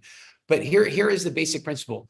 Do not wade in or weigh in on any topic. Do not enter a debate or an argument on any topic that you cannot argue both sides with equal effectiveness. If you can argue both sides equally, then you can wade in. And then that's going to empower you to be in a situation to manage an audience if you are having a controversial conversation. Great question, Stephen. Gautam, back to you. Okay. Just two more I think we can do. Shivi asks, do you at the end become a, in quotes, natural speaker? Yes. Yeah, that's exactly what will happen. That's such a great question. Look, I'm a big fan of Toastmasters. I don't think it's where you want to go in terms of your maximum learning. It's where you want to go to train. I mean, you can get your practicing there. You can do practicing at Speaker Nation clubs, but you want a place to practice. But the challenge is that if you go and do all of your learning there, then I and anybody who knows anything is going to be able to recognize on stage where you learn to speak because you are following a formula. And so it's going to be a little bit like this. You've all seen it. Good evening, ladies and gentlemen, and fellow members of the Mindvalley community. Today, I'm going to be giving a carefully crafted presentation. I have learned to use my voice in this particular manner. It means that I have followed the instructions. I am learning to turn my head from side to side in order to make sure that I can connect with everybody in the audience. I'm going to use my hands quite deliberately at particular moments where people have taught me that that's appropriate. And I'm going to leave pauses in exactly the right moment. Like it becomes formulaic. Right. And by the way, it's fun when I do it as fun, but you all can feel it's different, right? It's not me. And so one of the things that I love is that nobody ever can say to one of my students or one of my clients, oh, you worked with Eric. Oh, how can you tell? Well, because of this. They go up to them and say, oh, you worked with Eric. How can you tell? Because you were phenomenal. Because you were you. Because you shone through. That's the feedback our people get. So that's a great question. You will not become a formulaic clone of me.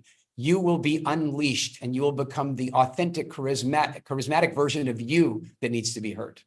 There's another point that I want to make about this. And Gautam, it kind of goes to your point of, I also am not sure how much longer that I will do this program. I've been teaching it for like over a decade and I love teaching it, but it takes a lot out of me. I am on the entire time. You will have never, one of my very dearest friends is a guy named David Wood, one of the best speaker trainers in the world as well, very good guy. And he came out to watch one of these events and he walked up to me and he's worked with the best in the world.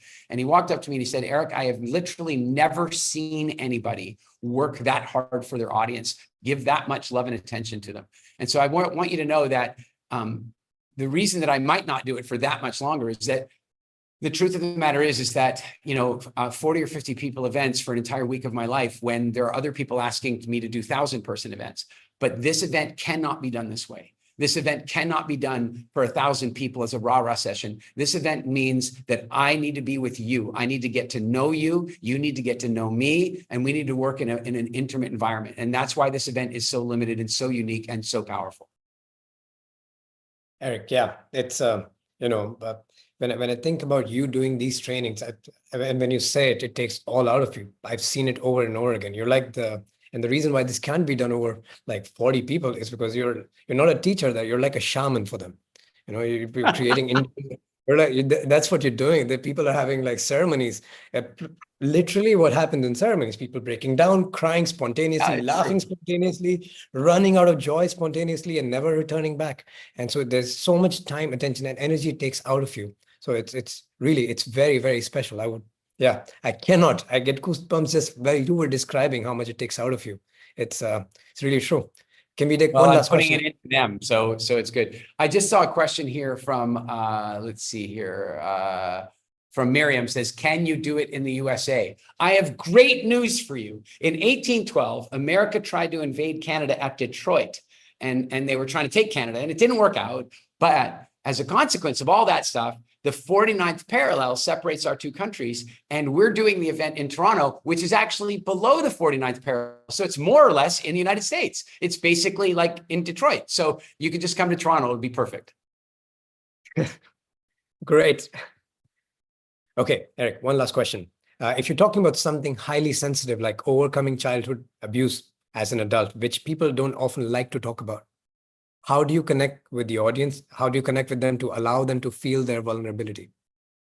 You know, it's a little bit similar to the controversial, you know, it's a little bit similar to that. But let me say this, that the more rapport you have with your audience, the more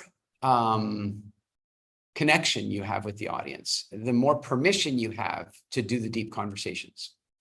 So many of the people here that are that have done WildFit, if you did WildFit on classes that I was teaching, and I don't know how many of you will have actually been on ones that I was teaching or sharing, I don't do that many of them anymore. But if you were on one that I was teaching, it's likely that at some point in time, I went a little off track and I talked about controversial things. I might have talked a little bit about you know, the women going through the menopause process, or I might have talked a little bit about fertility treatment, or I talked about parenting techniques, or I talked about the dynamics between men and women and the way they communicate. Now, if you were on one of those classes in WildFit where I went off piste and I talked about that stuff, sometimes a little edgy, did that add value to the program? Well, of course it did. But would I do that? Would I do that if I didn't have rapport and connection with the audience? No. And so one of the things that you'll really get at this event, at the Speaking Academy, is you'll get a gauge of when you've earned the connection. So if you think about it like this, your first job is to get their attention. And then it's to go from the attention you caught to developing their interest. They need to be interested and curious. If you can get them interested and curious, then you're going to be able to share enough information with them that you're going to move up to the level of authority. They're going to start to see you as an authority. Once they see you as an authority, they'll actually take your advice and they're willing to let you speak on wider topics. Then, if you've used your position and authority honorably and ethically, and you've transformed their life and their business in some way, and you guys have seen the people writing in the comments what I've done for them in the past, what WildFit has done for them, then what I've done is transponded or transported, I should say, from authority to a next level above authority. And I don't know what we would name that level, but that level is where people are not simply open to your advice, but they're seeking it. They're looking for it. And once you've achieved that level, you'd be amazed at the unbelievably difficult conversations you can have with people. And you'll see it happen at the Speaking Academy, because here's the thing. In order to release the truly authentic you, in order to do that, then what's going to have to happen is you're going to have to clear some of the blocks that were installed by the overbearing, maybe even abusive adult that was somewhere in your life, and then the thing that happened over there, and this other thing that happened when you're 12. And in order for me to help you with that, I need to have that level of authority with you. And so you're going to see exactly how that works. Great question. Right. Eric, thank you so much for this remarkable, transformative insights that you've shared with everyone. It's always a pleasure and honor to be witnessing you teaching live. And for however long it happens, I will always be there. I'll do my best to always be there. I'm just going to close this and also invite people in. Is there anything that you would like to say in closing before I close the webinar for everyone? Yeah, I'm just going to say this. You really, truly are one talk away from the next big upgrade in your life, the next big upgrade in your business, the next big upgrade you want to have in terms of the influence you want to have to make the world a better place. And the truth of the matter is that and I want you to hear me about this. The world is in the best condition that it's ever been in right now in terms of the day-to-day life of the average human being. And I know the media doesn't represent it that way, but that is the truth. That said, there are some major trials that we as a population are going through at the moment. There's some major political trials, environmental trials. And the fact of the matter is that you're either a consumer of the content or you're steering the ship. And what I want to say to you is that every single one of you have definite Rembrandts and perspectives, strategies, keys, and ideas, and the world needs to hear them. They need to hear them, and they're trapped inside you, or hopefully you're beginning to let them out. I want to support you in making that transition. I want to support you in having the maximum possible influence you can. So I want to suggest to you, first of all, you guys, all of you that are Mindvalley members, super easy. Go do the quest. If you're not a Mindvalley member, you should be one. Get your membership and do the quest. Then what I also want to say to you is that this is a very unique opportunity that Mindvalley has created for you guys, for you to join me for 5 days. Come and spend 5 days with me in Toronto or Tallinn. And I can tell you right now, it will be absolutely transformative for you. And Gotham told you already, our money back guarantee is very straightforward. Do the entire program. If it wasn't mind blowing, if you didn't feel like it was the absolute best possible training that you could have had, we'll give your money back. So I hope that I will see you in Toronto or Tallinn. And Gotham, I want to thank you very much for your energy and just, playing the host. And Jackie, if you're still with us, thanks so much. It was really, really nice to see you. And all of you, I got to tell you something, especially those of you that are, that are here with us now, right at the very end. I have seen your notes, and I've seen some of the beautiful thank yous that you guys have sent me, the thank yous that you sent me through the various quests I have with Mindvalley and through WildFit and what have you. And I got to tell you, you are why I do this. And I just want to say thank you so very much. Thank you to Mindvalley. Thank you, Gotham. Thank you, Vishen, for creating the space. And stay wild, everybody. I'm going to sign off. See you, Eric. Thank you so much. And guys, thank you for tuning in for this webinar. This has been incredible. I want to also acknowledge that, taking 3 hours out of your day for working on yourself is a privilege of very few people. That it's a mark of like the stuff that you've done in this life. And if you're like my Indian brothers and sisters in your past life, and good karma too. So it's a real privilege to be able to be in this space with you. And, when we are resting in that space where we recognize the blessings and recognize the privilege that we get to be able to work on ourselves in this space. It's a privilege of very few people. The best thing we can do from that place is the aspiration that comes out of the heart is to pay it forward. Like, I'm receiving so much love, so many good things, so much privilege in my life. And the best thing I can do is to pay it forward. And Eric's tool, in my experience and the experience of thousands of people that I got to see, speak with, that have learned from Eric, is that it's the profound tool to pay forward the gifts and blessings that you have received in your life. So I would highly encourage for you to enroll in this program. You can thank me, thank Eric later. This will be a transformative journey for you. I hope you had meaningful time with us. Thank you so much, and see you guys later. Ciao, ciao.